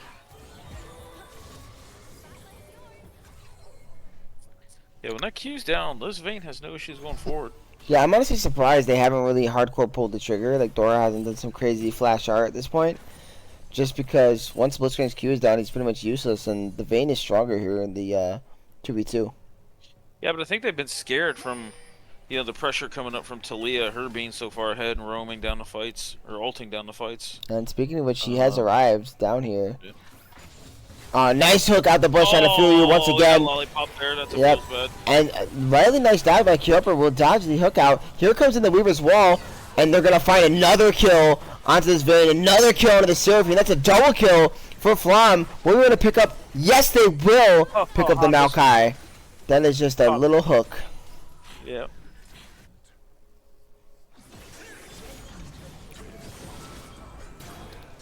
This game is already almost 10k gold advantage for the side of Team L. You wonder if things could have been different if Smoles was still in this game. Now we're seeing Souls trying to duel this Amumu, but this Amumu is so big, doing so much damage. Gonna be able to get a solo kill? Well, he would have, but mid laner came and stole it. Yeah, she was cruising too. Her movement speed. Sion just walks through the turret, doesn't care. We've had really 2 long games, and this one's looking like it's going to be a pretty fast one based on the pacing right now. And that's just another kill going on to Soup here. He's now 1-7. He's truly struggling this game. I always hate to see game 3s go out like this. It's just kind of feeling like this is how it's going to go, though. Yeah.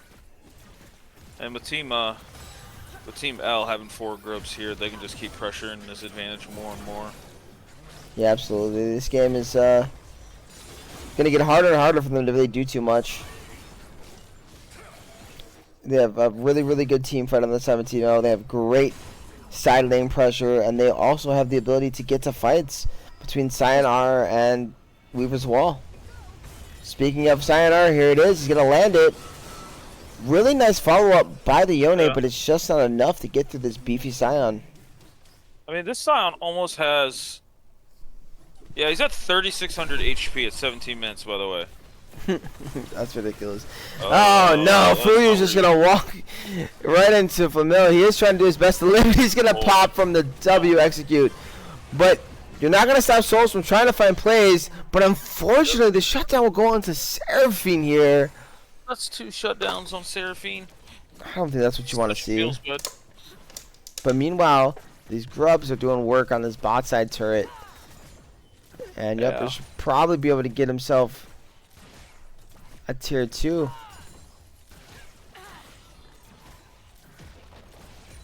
There is a Maokai on the way though, so they're gonna have to back off. Maokai does not have ult. Seraphine does though. Oh, and a nice third Q coming in for this Yone, and a beautiful dodge on the hook. But here's a Scion gonna land on multiple members. Seraphine and I also will hit multiple, but it doesn't look like it's gonna matter. And there goes down the Maokai once again. No frame is 5-1 on the Scion pick, and showing why you do not let him get this Scion. Very dominant. He's got a 450 shutdown on his head. Nice flash Q! Gonna land multiple members with the Memoir. Soul should be next with a shot. A beautiful hook onto him. They're just tanking the turret. They're just killing everybody they want. Weaver's Wall for fun. Might get his Amumu killed. And they will. Mumu will go down. This Scion is so massive. 4,200 HP and went Unending Despair into virtually, like, it's triple melee, but Vayne is such short range that Unending Despair, I think, actually affects her. And look at this. Another beautiful player from there. They are able to put some good damage onto her, but now Scion just doesn't care. He's gonna pick up another kill, and is he gonna walk out? He will! He lives with the skin of his teeth. Unending Despair gave him a shot of health there at the end that I think actually kept him alive. Yeah, this is not going well for Washed Up. And look at these solo lanes from Team LCLT. Look at this. 7-1-5 on the Scion and 9-1-5 on this Talia. There is nobody matching them. And if we're looking at the gold between these two lanes, they're evenly matched here in gold. And there's no one really even close to them on any side of the team. I mean, Amumu does have 9K actually, so he's pretty close. But yeah, I mean, it's massive. Oh my. 3K gold difference in top lane. Almost 4K gold difference in jungle. Almost 4K difference in mid. And that's resulting in this 13K gold lead. That's just kind of looking really hard to come back from. They did also pick themselves up a second Drake, which was a hashtag. So TML is exactly where they want to be and more. The thing is, like, their comp doesn't have a lot of innate wave clear to, like, be able to battle back and prolong this game like they did in Game 2. Like, in Game 2, when they lost a couple fights, they still had a bunch of wave clear to, like, stall it in the form of Ziggs and... Yeah, and they're going to look on top of this Blitzcrank. Unfortunately, Soul's just not doing a lot of damage. They will end up catching out the mid laner, though, and a nice charm with a Flame. Flame's going to go down. Here comes the Amumu trying to play. He's going to land 4! I do not know, but they're going to land on 4 members. Because Kaisa wins fighting at Fu. He will! Oh, but a flash in there, Root on top of Yupper. Yupper's going to go down. What can the Amumu do? Amumu's trying to fight here. He's trying to do what he can. He will go down. This is a massive throw from Team L. As 4 members will go down in the mid lane. Holy cow. I don't know if that was a misclick by Kaisa, but she took the Rift Herald, like, right into the middle of Washed Up Gamers. And note that their tank was not involved in that fight at all. He's just chilling in the top lane. Yeah, this is true, but at the end of the day, when you're behind, number 1, trading kills is really good, and number 2, you want to fight the disadvantaged fights. So this looks to feel like a bit of a misstep from Team L here, and what it cost them the first game they lost to Washed Up Gamers. I'd like to note that yet again, Seraphine got the shutdown on Kaisa. And That- got a double kill on the Amumu there. That's ridiculous. Well, I guess Seraphine should just screw all supportive items and go full damage. I think she'd do it all over again, yeah. Which actually, low-key, Seraphine going AP does provide you wave clear to try and stabilize this game a little bit. But yeah, this is the right call here by Team L. Like, no more playing games, no more taking unnecessary fights. Get Baron, push these waves in. You're sitting on 4 grubs. Yeah, I mean, you could absolutely run a 1-3-1 here if you wanted to. They are looking like they're committing to a 4-1. Yeah. Either option is fine. They could probably get these turrets pretty quickly. Yeah. You see the Mumu kind of moving over, clearing vision, making sure the null frame is safe.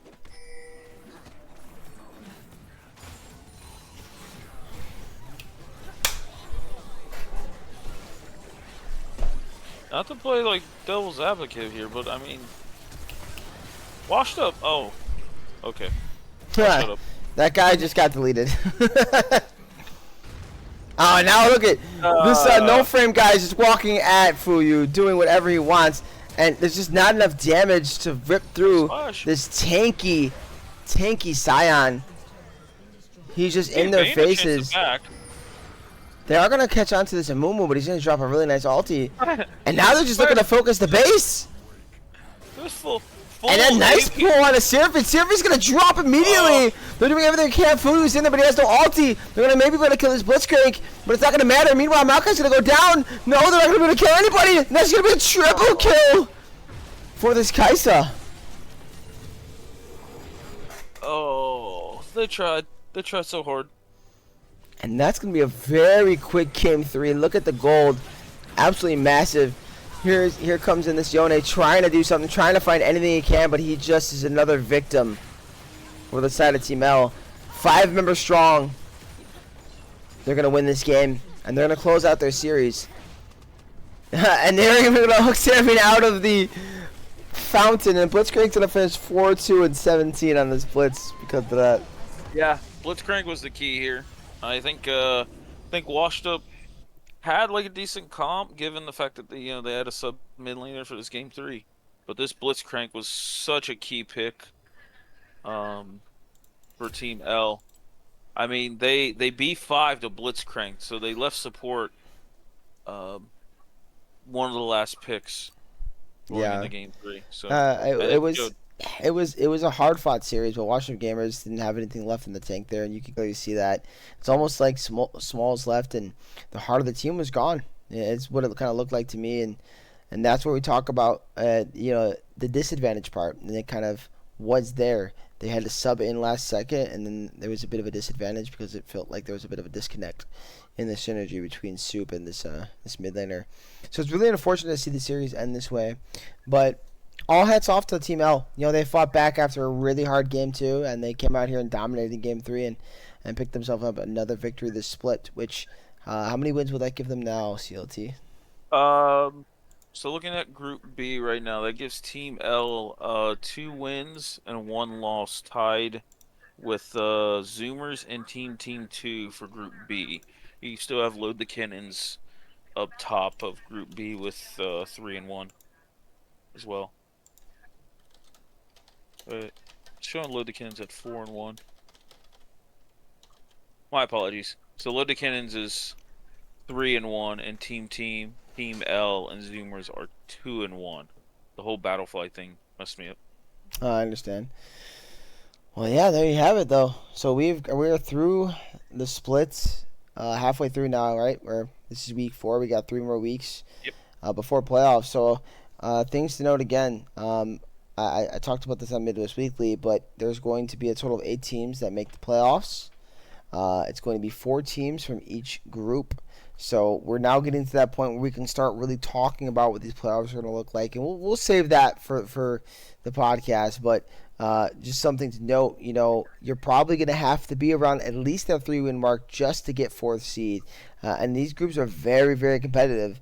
So for Team L, right here. This is a huge win for them and puts them in a really good standing against a really good team in Washed Up Gamers. Mhm. But they just were not able to pull out the win today. So, and wasn't the Cannons actually undefeated, by the way? They had Before their they first. lost, right, today. They were. This was their first loss. Yeah, so Was that's this week. that's huge. So like we now made Group B even tighter with that loss there for Loaded Cannon. So yeah, these groups are shaping out very interestingly, and I'm Yeah. looking forward to what the last 3 weeks are going to bring. But again, we'll talk more about that in Midwest Weekly. But today was all about Team L here in this last series of the week, last series of the night. Um, and so I don't know if there's anything else you'd like to bring up, CLT, but I'm pretty much feeling gassed on any other thought process here. No, I'm tapping out, man. It was a fun week to watch some games. I'm super happy. All the games got casted. Um, hopefully in the next day or two, once you get some rest and get through your week, we can post all of these onto the YouTube channel. And anybody's got any highlights or anything, um, please go ahead, send them my way, or at least give me like a timestamp, something to reference to, and I will do my best to get some week 4 highlights up there. I'm trying to grow that just little by little every week. Yeah, and you know what? Maybe a really smart idea, man. Make another playlist for the highlight clips. Okay. Not a horrible Yeah, I can idea do for it. that. But yeah, I mean, yeah, send us your clips your way. Also, we'll get ahead of this now. If anyone's in here is interested in being on Midwest Weekly, please reach out. I know we've got this week already set up. Week 4 we have our 2 people we're gonna have on, but um, I want to prefer jungles for week 5, but if somebody else is interested, please reach out. We can get you on the show. We want to talk about the league with you. We want to talk about the games. We want to get your input on things and how to play this game. And it's just a good time to get to know some more people. I always love that. Those are the big things. Other than that, only other thing to consider is All Star Week is 3 weeks away. We will have All Stars again. So just everyone knows, and hopefully we'll be able to have that voting up in a timely manner. Probably going to have it up at the start of week 7. So that's probably what we're going to do. And all eligible players are players that played more than 2 series. So if you only subbed in once, unfortunately you won't be eligible. It's just because then we'd have probably too many players to just choose from for everybody. So that's how the All Star is going to work.